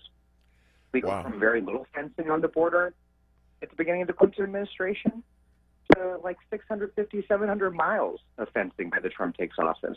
And just to go into that example for one second, most of that fencing comes from the 2006 Secure Fence Act, which is signed into law by George W. Bush, supported in the Senate by Obama, Biden, Hillary Clinton, and in many places, this fence on the border for those who've been down to the Southwest. Now, Dan, we're having just a little bit of a problem with your. Dan, we're having a little problem with your phone there. I'm not sure if you moved away from a window or something. Better? We'll keep listening as loudly as we can to see if we can hear clearly, because I really don't want to miss this. You make mention of the fact that the bright dividing line between immigration policy that was and immigration policy that is now, or immigration activity that is now, was during the Johnson administration. Am I hearing that correctly? Yes. The Johnson administration was key because until 1965, we had explicitly racist immigration laws in this country. Can you give us a little chapter and verse on when you say explicitly racist immigration laws? Can you share with us one of those laws, or a law that would be explicitly racist? Well, the first naturalization law passed soon after this country won independence, restricted citizenship to free white people, for example. And then, but beginning, that's the foundational one, and the disenfranchisement and subjection of black people to non-citizen status throughout much of the 19th century is another. But then in 1882, you have the Chinese Exclusion Act, which is just like what it sounds like. It basically excludes Chinese people from entering the country because it's just wild anti-Chinese racism that becomes normal in American politics. The Asian exclusion expands over the decades to cover pretty much every single nationality country in Asia. Then in the 1920s, the nativists turn their attention to immigrants from Europe who they don't think are quite white enough or are not exactly white, targeting Southern and Eastern Europeans, Italians, Jews. And so basically from the 1920s until 1965, it's extremely hard outside of the Western Hemisphere to immigrate to this country if you're not, Irish or German or English. And there's an exception there for the Western Hemisphere because, on the one hand, nativism is important as a legitimating ideology for the country so that people are not blaming the people in charge, but blaming fellow working people. But the big business still needs cheap immigrant labor to exploit, and so that's Mexican. So Mexicans are still allowed in throughout the early 20th century. In fact, from World War II through 1964, there's a massive program called the Guestero program, which is a guest worker program that brings millions of Mexican guest workers into the country, and they're basically invited to come here as workers, but not as people. Okay, give your labor and then go back home. Don't move here. You can't become a citizen. You can't, you can't vote. The idea is you're working here and going back to Mexico, but that opens up a whole can of worms because it turns out that when you bring people to work, you end up bringing the whole person in some sense. So the U.S. and Mexican governments and big American agribusiness create this huge system of cross-border Mexican migration, and right at the same time that the racist immigration laws are repealed in 1965, right around that same time, they start to put caps on Mexican migration for the first time. And so this previously existing Mexican migration stream is suddenly declared illegal. And so beginning in the 1970s, what we see really exploding in American politics is a panic over Mexican illegal immigrants. And that is all rooted in the long history of racist immigration laws in this country. We're speaking with Daniel Denver about his new book, All-American Nativism, the philosophy and the thinking that brought to you the politics that we see today, and more importantly, that brought to you the president that we have today. Daniel, you close your book talking about Donald Trump and his xenophobia that led him to launch into an attack on 4 women of color, saying that they should go back to their country, talking about the fact that certain people need to go back to where they come from. Let me ask you to cast your eyes forward as we look to the next election. Donald Trump isn't going to change, I don't think. But is the country going to embrace his nativism and continue to march down that path of exclusion and xenophobia? Or do you think the country is beginning to see the perverse poison in the kind of philosophy of a Donald Trump, and that we're making the changes necessary to maybe set up another statue that says, give me you're tired, you're poor? Well, so nativism, that's a great question. Nativism, like any form of racism, it's an ideology that only holds popular appeal insofar as it can successfully hold up the dominant system. And with Trump, nativism is the system that nativism is holding up is falling apart due to its own contradictions. Trumpism, most basically, cannot deal with the coronavirus very clearly. And so in that sense, I think it's, knock on wood, who knows what's going to happen in this world, but it seems very difficult at this point for Trump to return to his core theme of demonizing immigrants to distract everyone from what's going on. Because what's going on right now is just too obvious, and Trump can't make it disappear by demonizing brown people from Mexico. It just doesn't work. I mean, but he's trying to use nativism to say that it's a Chinese disease, and the Chinese gift wrapped it and sent it to us. So, he's still trotting it out there. And the core of his base will believe that. But if polls, and again, knock on wood, are any guide, it doesn't seem like enough people will. And something really fascinating that's happened over the past few decades is Bill Clinton, when he was out there, competing with Newt Gingrich, competing with Pete Wilson, the conservative anti-immigrant governor of California in the 1990s. When that was happening, you had polling showing that Americans across the board held pretty negative opinions about immigrants in general and undocumented immigrants. in particular, and not just Republicans, but Democrats, not just white Americans, but Black and Latino Americans too. But the thing is, it became clear as Republicans became more and more extreme over the last few decades that Democratic voters increasingly moved to the left on immigration. And Black and Latino voters in particular were like, I might have had a problem with immigration, but this whole anti-immigrant politics thing, it's just pretty racist, and it targets me too. And so increasingly, people wouldn't know it by, given that Donald Trump is the current occupant of the White House, but polling shows that Americans may hold the most pro-immigrant views on record in American history right now. Wow. Because things, and you start to see this happen in 2006 when there are these massive immigrant rights movement at the same time that you have right-wing Minutemen patrolling the U.S.-Mexico border. Increasingly, we start to see partisan polarization on the issue. And when Obama does a big deportation crackdown and the Latino-led immigrant rights movement takes him on, you see voters on the left increasingly moving towards the immigrants. And when Trump is elected, he kicks the whole dynamic into overdrive because he takes all of that once normal bipartisan anti-immigrant politics, the wall basically that Hillary Clinton and Obama and George W. Bush helped build, he takes that all and touches it with his toxic brand and suddenly makes it appear for what it is, which is monstrously racist. And so Democratic voters today are not anti-immigrant in the way that they were 20 years ago, let alone 10 years ago. Yeah, I mean, this is a raw question that asks you to put on your prognosticator hat. What happens in November of 2020 when it comes to the election?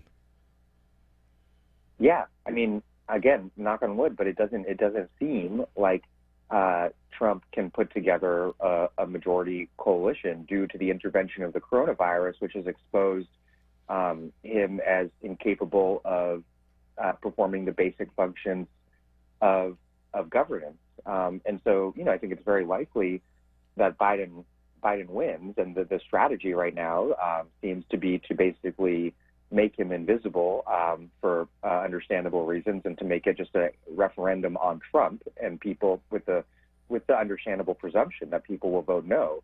But the fact that Biden does not represent any sort of proactive, positive, productive vehicle for people's dreams, aspirations, anger over the state of this country, that means that he's not going to neatly reconcile all these contradictions when he's elected.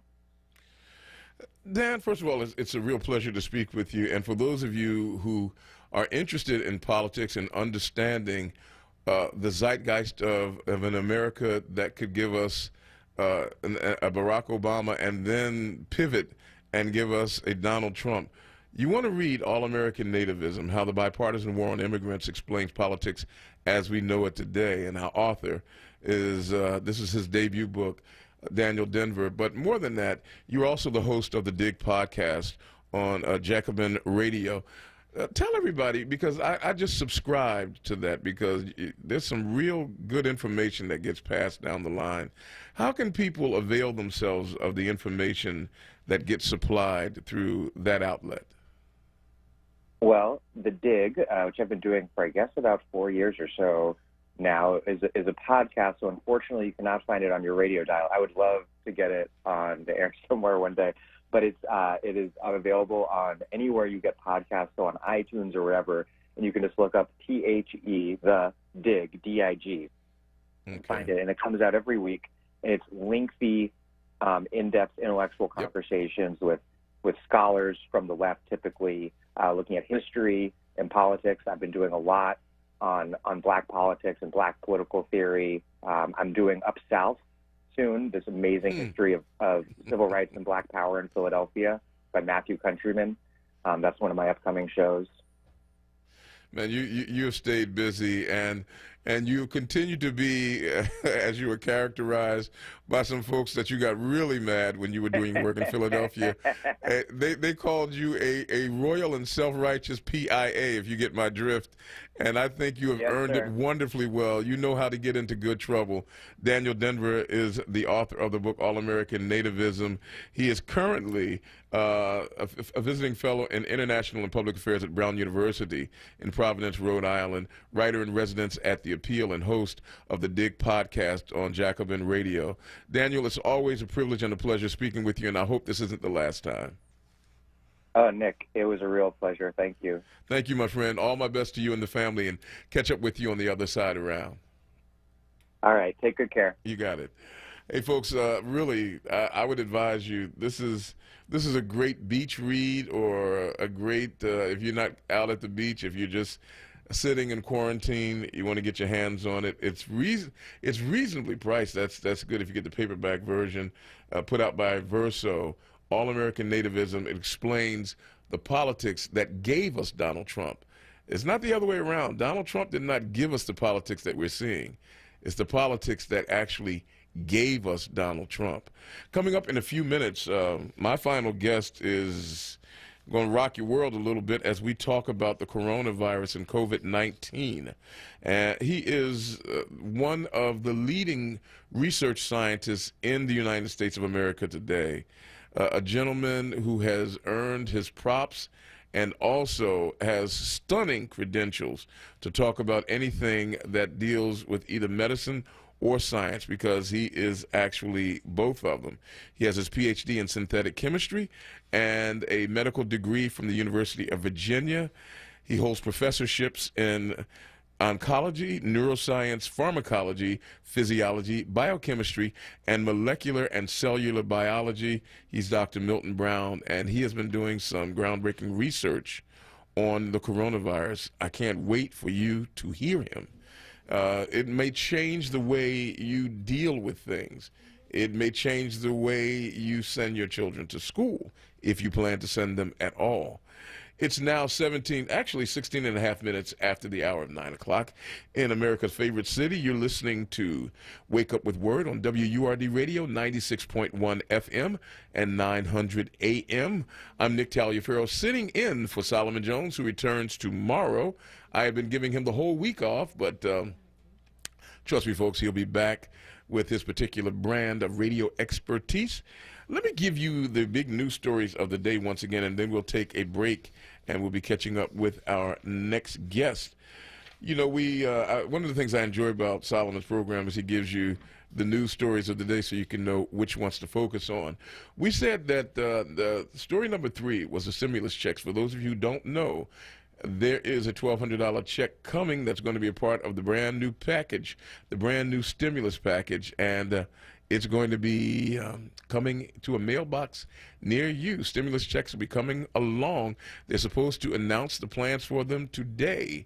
Number 2, COVID-19 is growing in America after we had the hubris and the arrogance to believe that we had beat it. It is returning to beat us again.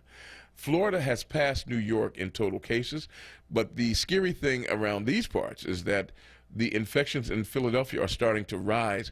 We cannot mention this story without putting a feather in the cap of Dr. Ayla Stanford of the Black Doctors Coalition to fight COVID-19. We had them at our church yesterday doing antibody testing, and I'm here to tell you, they have done more than any one source in this city to try to equip us to fight this virus. But the numbers are still rising, folks. It is time for us to be careful and time for us to be mindful. The big story, number 1, is gun violence in Philadelphia, folks. Gun violence and murder and homicide is not simply crime. Gun violence and murder and homicide are sociopathological issues that have to be confronted with more than simply the application of police force. It is time for us to pay attention to this issue, as we have more homicides in the city than we've had in years. But the thing that really is more alarming are the number of shootings. You see, everybody who gets shot doesn't die, but everybody who gets shot is eligible for death. If it weren't for the amazing work of doctors, we would have a homicide rate that would be going through the roof. Maybe then it would get our attention. But the reason why I made that story number one is because no matter what Donald Trump does or does not do, no matter what happens with COVID-19, the homicide and violence rate, these are things that we can impact ourselves. Your sons, my sons, your daughters, my daughters, your friends and mine, they're the ones picking up the guns. We can make a difference there. The power is in our hands to change things. So be mindful of that. Those are the big three stories of the day. When we come back, we'll be talking about the coronavirus and COVID-19 with a gentleman who has some eye-opening things to share about it. He is Dr. Milton Brown. I'll introduce him again after we come back from our break. 19 and a half minutes after the hour of 9 o'clock on Monday, July the 27th. It is going to be hotter than a scalded dog out there today, going up to 97 degrees. I'm talking, it's going to be hotter than baby bullfrogs and hammerheads out there. I'm making up stuff, but trust me, it's going to be that hot. 20 minutes after 9. We'll take a quick pause. We'll come back and continue the conversation right here on WURD Radio 96.1 FM and 900 AM. Start every Sunday the right way with Sunday Morning Praise, hosted by the Reverend Louise Williams Bishop, every Sunday morning beginning at 6 a.m. right here on WURD 96.1 FM and 900 AM, streaming live at wordradio.com and on the Word Radio app. Recovery starts with a call. Pennsylvania's Substance Use Disorder Hotline is staffed by real people who are trained to help. They're here 24 hours a day, 7 days a week. They'll get you or your loved one into treatment regardless of your access to insurance. If you or someone you know is suffering from addiction, call 1-800-662-HELP. Recovery starts with a call. Paid for with Pennsylvania taxpayer dollars. Just one more step. You got it. You're doing great. This is the sound of a nationally ranked top rehabilitation hospital, home to the largest collection of robotics in the United States, where we continually exceed patient expectations, because no injury is too severe or too minor for our care. There you go. This is the sound of success. Moss Rehab. Challenge accepted. Listen live at wordradio.com. Enterprise Exterminators provides customers with the highest quality service. Enterprise will evaluate and eliminate whatever pest problems you may have, specializing in bed bugs, fleas, mice, and termites. Hurry down to 4943 Wayne Avenue or call 215-849-7070. Enterprise services Pennsylvania, Delaware, and New Jersey and is licensed and insured. Free inspection and do-it-yourself kits are available. Call now and ask about their word discount. 215-849-7070. Lifting every voice till earth and heaven ring. This is Word Radio, 96.1 FM and 900 AM WURD Philadelphia. Black Talk Media. It's Wake Up with Word, hosted by Solomon Jones. Good morning. Right now on Word Radio, 96.1 FM and 900 AM WURD.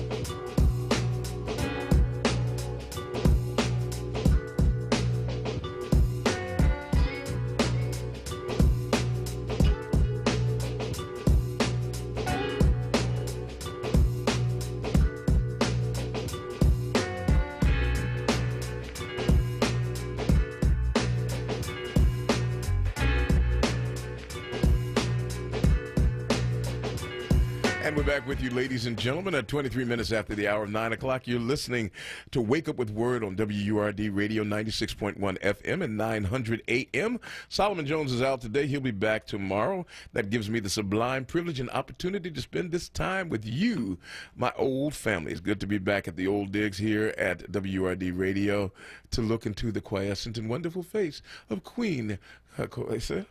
Queen Coesa. I keep wanting to put an A there, because she spells it in a way that makes me mispronounce it. So I have to start calling her Miss Mathis. And, of course, Troy is here in the building as well. And I'm with you. Everybody is concerned about the coronavirus. Everybody is. It came to us almost suddenly. It was one of those kind of things that allowed us to be the typically arrogant Americans that said that's someone else's problem. When we saw it show up in China, we said, yeah, it's a Chinese problem. When it hit Italy, we said, yeah, those Italians should know better. And then it came to Washington State. We said, see, things always go crazy on the left side of the country. Then it crept across to New York. Well, hey, that's New York. Those folks, they're too cosmopolitan for their own good. And now it is a worldwide pandemic that is bringing fear to bear upon all of us. As we're preparing to go back to school, people are wondering, should they send their children? People are asking questions about this virus, and it appears that almost every day the description of the symptoms and how to fight it and how it is progressing and how long it will hang in the air, all of these things seem to be changing on a dime. We're grateful to have with us today one of America's finest scientists and researchers when it comes to anything in the field of medicine and care. Our guest has one of those glowing biographies that equips him to speak authoritatively on this. He holds a PhD in synthetic chemistry and an MD from the University of Maryland. He holds professorships in oncology, neuroscience, pharmacology, physiology, biochemistry, and molecular and cellular biology, and has issued 16 patents for novel compositions of pharmaceuticals for the treatment of human diseases. He teaches, he heals, he instructs, he encourages. Ladies and gentlemen, I am pleased to introduce to you a man that when he talks, the medical world listens. And this morning, he's talking exclusively to you here on WURD Radio. Please make welcome Dr. Milton Brown, Jr. Dr. Brown, thank you for joining us today. Oh, Nick, good to be with you and your listening audience. And thank you for being a voice in the community to keep the community alerted to things that are important to their well-being. Thank you so much for what you do. Well, man, listen, I am always honored to be in your presence. I quickly get over my feeling like a slacker whenever I'm standing next to you. I get over that quickly because I'm eager to learn what you have to share. And the information that you have been sharing about this novel coronavirus has been eye-opening as we're talking about sending our children back to classrooms and colleges. You have some thoughts about this that I think our people need to hear. Can you first give us a primer on what this coronavirus is, and then if you could lead us into where we are now and how we need to act to safeguard ourselves from the impact of the virus? Yes, Nick. So this virus, coronavirus, we saw it in a version of it in 2003. It was called SARS. And now we saw another coronavirus, 2009. We called it MERS. Now we have the coronavirus 2019, and we call it COVID-19, or the novel coronavirus. I want us to keep that word novel, Nick. I want us to not lose that word novel, because that means we haven't seen it before, and it has implications on how we need to deal with this virus. You know, the virus came in as a respiratory virus, and the way it comes into your body, you can inhale it, or you can actually ingest it or eat it. Oh, really? And yes, and you can get an infection in the lung if you inhale it. If you get an infection in the stomach, in the gut, GI, if you eat it.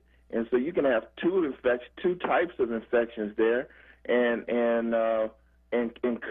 when it comes in, what happens is it takes a spike. If you would like to think of having a big railroad spike in your hand, and the virus just jabs that spike right into the cell, in your lung cell or your stomach cell, and it jabs it into a place that's very important, and it gets into the cell from that action. And once it gets in the cell, it locks the door. It doesn't allow any other viruses to come in, locks the door, it throws away the key. It does not want other viruses in. The first thing it does, once it's inside the cell, it replicates. and it makes many copies of itself. Then, Nick, this is the interesting part that I want your listening audience to understand. Then it goes to around the cell and harvests all the goods of the cell, all the valuables, and it goes into the nucleus. And when it goes into the nucleus, it turns off the sprinkler system of the cell. So the cell has been made to have a way to fight inflammation. I'm going to call that a fire, right? So the sprinkler system is made to put out these kinds of fires in the cell. The virus turns off the sprinkler system. And when it turns off the sprinkler system, the first thing it does, you could imagine, is light a big fire. So it starts this inflammatory process in the cell. Because the sprinkler system is turned off, the cell can't respond. And then the virus sees some gasoline in the corner in another room and grabs that can and throws it down. And then, a gaslit fire, a really hot fire. Now, we call that fire the cytokine storm, and that's the one that causes the multi-tissue, multi-organ damage that this virus it causes. It's not the virus that causes the damage. It's the inflammatory process that it starts. And so once that process starts, it begins to spread, and we get what we see now in the clinic. We thought it was a respiratory virus, and indeed people get, acute respiratory syndrome, which, 60% of those patients don't survive. It's a really fulminant pneumonia, and you don't make it. And you don't make it. But then we started seeing the patients that are in the ICU for the virus, the lung infection, also having to be put on dialysis. About 60 to 80% of patients who go on. I've never heard of that. Yeah, they have the dialysis have to be put on dialysis, and in most hospitals that tells us right there that the virus now has attacked the kidney. We see 20% of young people and middle-aged people who come into the emergency department. They're having heart problems, heart attacks, myocardial infarctions, left ventricular dysfunction. They're having problems with their heart. The virus that is attacking the heart, and so we see people with with seizures. 20% of patients come in with seizures, and of course the GI, the nausea, vomiting, diarrhea. That shows that the virus is attacking the gut. And when you have both of those symptoms, the gut infection as well as the lung infection, your prognosis is not very good. In fact, the prognosis for this is not good at all. When one of my friends who's a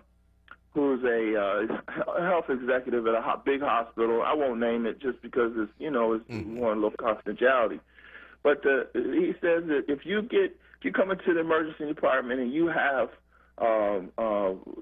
headache, fever, not feeling good, lethargy, no energy, and your X-ray is not clean. It shows that you have infiltrates and you have pneumonia, and they bring you into the hospital. You got a 20% chance of not making it. We're speaking with Dr. Milton Brown about the novel coronavirus. The word novel is something we need to pay attention to.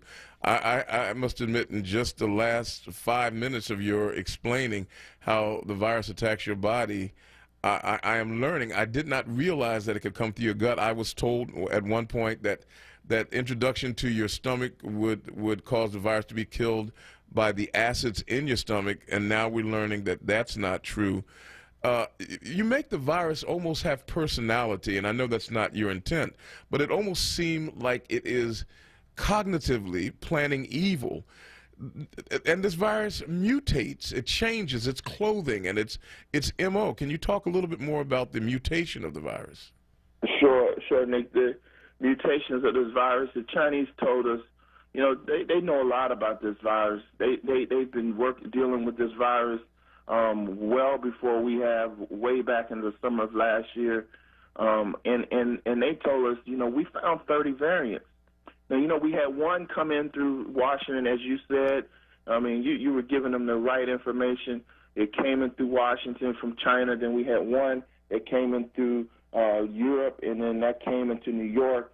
And then there was so we know we had two different types of virus that came in on both sides. But then about 2 weeks ago, there's a report by Dr. Fauci that said that they found, not that they believed, that's a difference, they found that there was there's a much more infectious strand mutant that even infects kids. And it may be related to some of the surge that we're having in some of the places. But nonetheless, why is that important, Nick? Why the question that you asked, why is it important? Because it has to do with the vaccine. If you have multiple mutants, having immunity to one may not give you cross protection on the others. And I'm going to tell you another thing, Nick, about this virus. When that you may not have known that spike protein. Remember I talked about how it spikes into the cell. Right. Well, the spike protein can be in at least 5 different conformations. And guess where we're making our vaccine? When you say 5 different conformations, I'm not sure what that means. Okay, so let me say what I mean. So let's say you are here's a good analogy. You say we've seen people do jumping jacks. So you can jump and have your legs spread out. That's one conformation. Okay. You can jump and have your legs together. That's another conformation. And the vaccine, those different conformations, that vaccine may only work for one of them. Okay. So we have an issue that we're dealing with this issue of mutations that will have a definite effect on our ability to fight this virus. Now I got to give some information. Okay. I got to give you some information for parents and those listening to this station who are trying to figure out when do we come out. Like when is this thing going to change? So let me say, the virus that we're seeing today is no different than the virus that we first discovered back in January when we first started seeing people sick. Nothing has happened to change it. The 3 things that can happen to change this virus are, number one, I want them to write it down if they can. Number one, if we need about 60% of the population to be infected before we begin to see the virus begin to wane off. And we call that the herd effect. Nick, when I was a young boy, when a kid had chicken pox, they put us all in the same room. The whole community would get the chicken pox, and we'd be done with it. That's the old school way of herd immunity. Now, we can't do that with coronavirus, the novel coronavirus, because if we put everybody in the same room, 5% going to die. So we can't do that. But the point is that we need to get to 60% to 70% of the population, the community, the United States population, which is 330 million people. So get this. We've only detected about 5.5, 6 million people. And let's say we've under-detected because we don't have a national policy for screening. We don't have a national policy for anything dealing with this virus. But let's say instead of it being 6 million detected, it's 60 million. Let's say we've underestimated by 10 million, by 10 times. Mm-hmm. We still got to get to 260, 270 million people infected before we see this virus change. Are you suggesting to me that, back when this came out, all the churches, and we stopped fellowshipping, and we thought that we, maybe be out 4 months, give or take. And we all thought that we'd be back in force by August. Are you suggesting to me that we might be in the current condition for the next 6 months or more? Well, Nick, let me tell you, I'm going to tell you it's going to be more, but I'm going to tell you why. So I said the first thing that would change this virus would be this herd effect, right? The second thing would be if we have a vaccine that we discover to give us the protection. that would also feed into the herd effect because it would get more people with immunity. We won't have a vaccine until at least next summer. It's just the mechanics of how we're trying to make this vaccine and get it out to the people. It's not going to really get to the masses if we discovered it today. If we were to get it approved, we still would have a difficulty making that timeline. So we're going to be dealing with that. And then the third thing that would affect us is if we have a drug therapy. So we need herd immunity, a vaccine, or drug therapy. And we have none of those three items that would allow us. And the drug therapy would be something like if you got the virus, instead of it turning into this fulminant multi-tissue, multi-organ disease, you would just feel like you had the crud for 7 or 8 days, 10 days, and you would get better because we gave you a medicine for it. But we don't have that. And so those three items that I described to you will give you the keys to when we can come out of this thing, how we will fight this beast. Now, let me just reintroduce you because my head's spinning a little bit. Dr. Milton Brown has his PhD in synthetic chemistry and an MD from the University of Virginia. And we're talking about the novel coronavirus. People here in the city of Philadelphia, the big debate is as to whether or not they're going to send their children back to school at the end of August. And this same debate is raging throughout the country.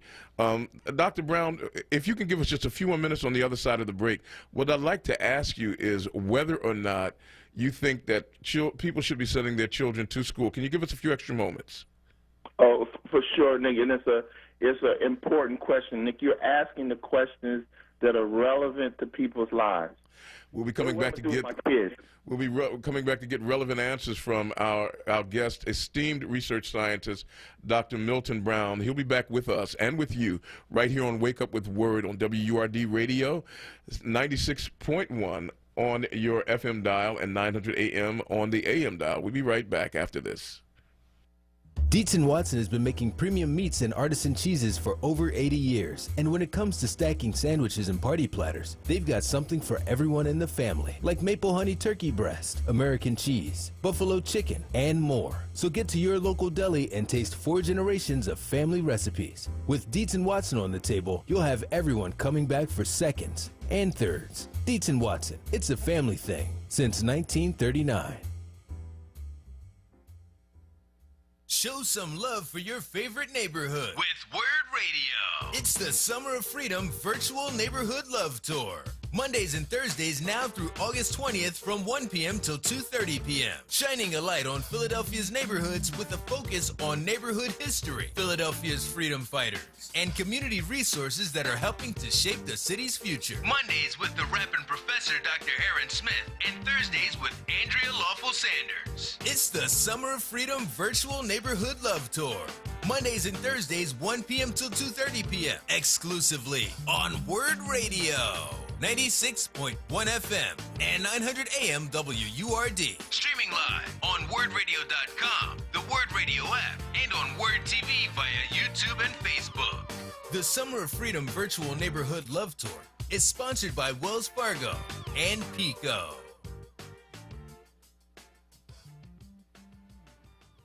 Be heard. Want another way to join the conversation? Follow us on social media Using the hashtag onWURD. Be heard. Stay connected to Word Radio. Independent Black Media.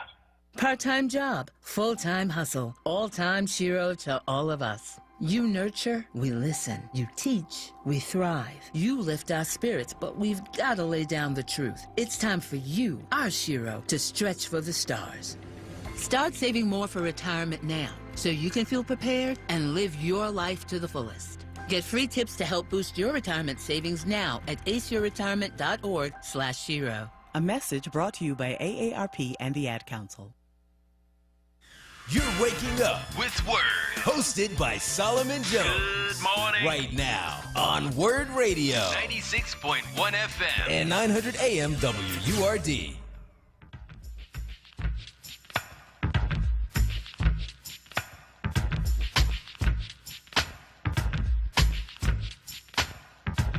like a jungle sometime. It makes me want, oh, that's not my soundtrack? I guess it isn't. It's 16 minutes away from the hour of 10 o'clock. Coming up at 10 o'clock, it's the Reality Check with Charles Ellison. Check your reality right here on WURD Radio. This is Wake Up with Word, final few moments of the program. Solomon Jones will be back tomorrow. I'm Nick Taliaferro sitting in for him today, but joining us on the line, speaking about the novel coronavirus, is our esteemed research scientist, Dr. Milton Brown. Dr. Brown, thank you for waiting for us, and welcome back to you. Oh, Nick, glad to be with you. We had hanging in the air that pivotal question as people are trying to figure out the best thing to do for their children. At one point, we actually said children couldn't get the disease. Now we're learning that there are different strains of it. One of them seems to be tailored to go right after our children. The President of the United States is saying that our children ought to be in schools, and if you don't send them, I'm going to not send federal funds to your schools. As a research scientist, sir, what is your counsel and what are your thoughts on whether or not children should be going back into classrooms as we face the end of August? Nick, real quick, I want our parents and I want all of the listeners to give an ear for the next few minutes. This has implications about the survival of your kids. What will stop this virus from infecting your kids when it goes to school? The answer to that question is nothing. Kids will not wear their masks. Kids will not stop touching each other. True. Kids will have to use the public restroom, which, Nick, is highly infective. It's in the feces, and we found that when the toilet is flushed, that it comes 3 feet. The virus can be lifted 3 feet into the air. It becomes airborne. Just from the agitation of the water from the flushing of the toilet? Yes, sir. And we have scientific data now to show that. And so it's very, very important that we avoid the public restrooms at all possible. Now, kids can be asymptomatic, and we find that kids 1 through 10 don't have symptoms, but they can be highly infectious, and they're going to bring that virus back home to you. So the issue is that kids 10 to 18, and I want you to hear this, have the same infective rate as adults. Please say that again. Kids 10 to 18 have the same infectious rates as adults, and there's data now to show it.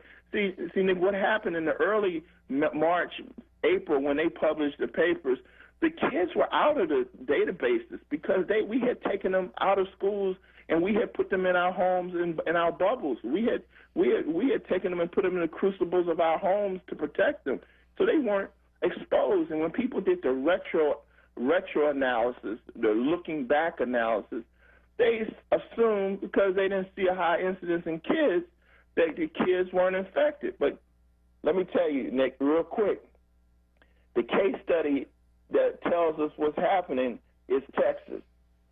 Texas opened up on June 3rd, and I want you to listen to these numbers, Nick. I want you to listen to these numbers because you give the facts. I've heard you give the facts. On May 21, Texas reported only 67 coronavirus cases in licensed daycare. See, the schools weren't open, but the daycares were open when the governor of that state opened them up, so they had to report. So they had 67 infections on May 21. June the 3rd, they opened up to the third phase. Everything goes. The daycare centers are wide open. Guess what? 12 days later, there was 210 reported cases in 177 facilities, including 141 staff members and 69 kids. 3 weeks later, June the 9th, that's less than 20 days ago, they had 1,799 reported positive cases, 1,207 for the staff, 592 for the children, in 1,131 child care operations. This represented a 759% increase in infection in that group since June 15th. Nick, I'm giving you the numbers. That's breathtaking. Yeah, and so the point is that when schools I would tell parents, I want to tell parents, there's no rush to put your kids back in school. We can't be bamboozled by this notion that our kids will have problems because we pull them back from in-class school for 3 months or so. Homeschoolers have been not going to in-class schools for 50, 60, 70 years. I mean, homeschooling is for people has worked. Those kids, I've taught many of them when I was at the University of Virginia. Fantastic kids. Homeschooling, they don't miss a beat. And so the point is, we don't know what this virus is doing to our kids and our adults. The long-term consequences, we believe, will be detrimental. That means you get the disease, you get better, but the virus leaves a little bit of something inside of you. We call that lung fibrosis. We call that a heart problem. We call that a kidney problem that manifests itself down the road. And if we expose our kids to this, maybe they won't die, but we're exposing them to a virus that will leave something in them. Now, I want to say something to our black and brown people real quick. I know we got to go, but we have a high incidence because of a big word. I'm going to use a big word, and I'm going to clear it up. Polymorphism. We have a polymorphism in an enzyme that's important in processing this virus and sticking this virus outside of the cell to tell the body's immune system that we got a problem. But that enzyme in black and brown people, in Latinos, blacks, Native Americans, and also in Italians, we have this polymorphism, and it's like a variance. We have a good enzyme. It's just different than the other ones. And so because we have this variant, we have a problem processing this virus, and it gives us a health disparity because we get infected 5 times more. Oh, man. We get hospitalized 5 times more, and we die from this virus 5 times more. So if you care about our communities, we're subjected to this virus. Parents, administrators, please. If we black and brown people are subjected to this virus, we have to take extra precautions, Nick, extra precautions right now until we really understand this novel virus and what it can do. And we need to not have in-person school if we can at all possible. In fact, there's solutions to that. Maybe you could create a bubble of 5 or 6 families that have the same social distancing policies, and then you share the responsibilities and link up to a online teaching group and share the responsibilities of teaching your kids for the next 3 months if you can possibly keep them from going to in-person schools, because the in-person schools, and I'm going to tell you right now, 45 days from when they open up, they'll be looking to shut down.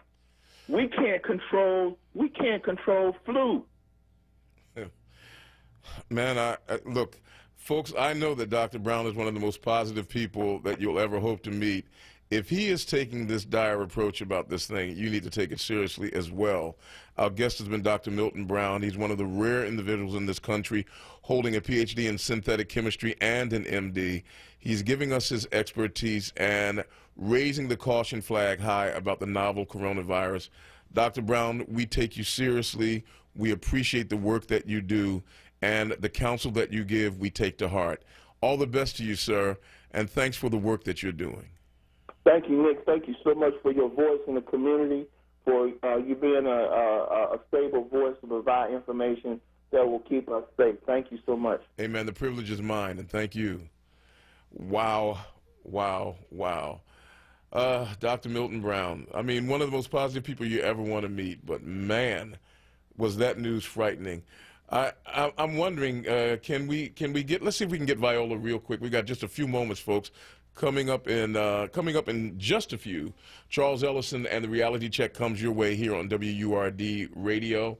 I've had just more fun than you can imagine, even though we talked about some very serious subjects. Viola, thank you for your, oh, no, she's not there? Okay. Well, thanks for trying to get in touch, Viola, from all the way down in Millsboro, Delaware. Let's see if we can catch up real quick with Sister Mary in Northern Liberties. Sister Mary, thank you for calling and welcome to the program. Good morning. Thank you for allowing me to join you this morning. Sure, real quick now. Okay, real quick. So what I want to say is that what we have, that what we're dealing with a bunch of parents that are struggling, trying to provide for their kids. We have a president who gets on national TV and says that he's going to defund the schools, he's going to defund unemployment, he's going to try every trick in the book to get his way, because he acts like a spoiled child.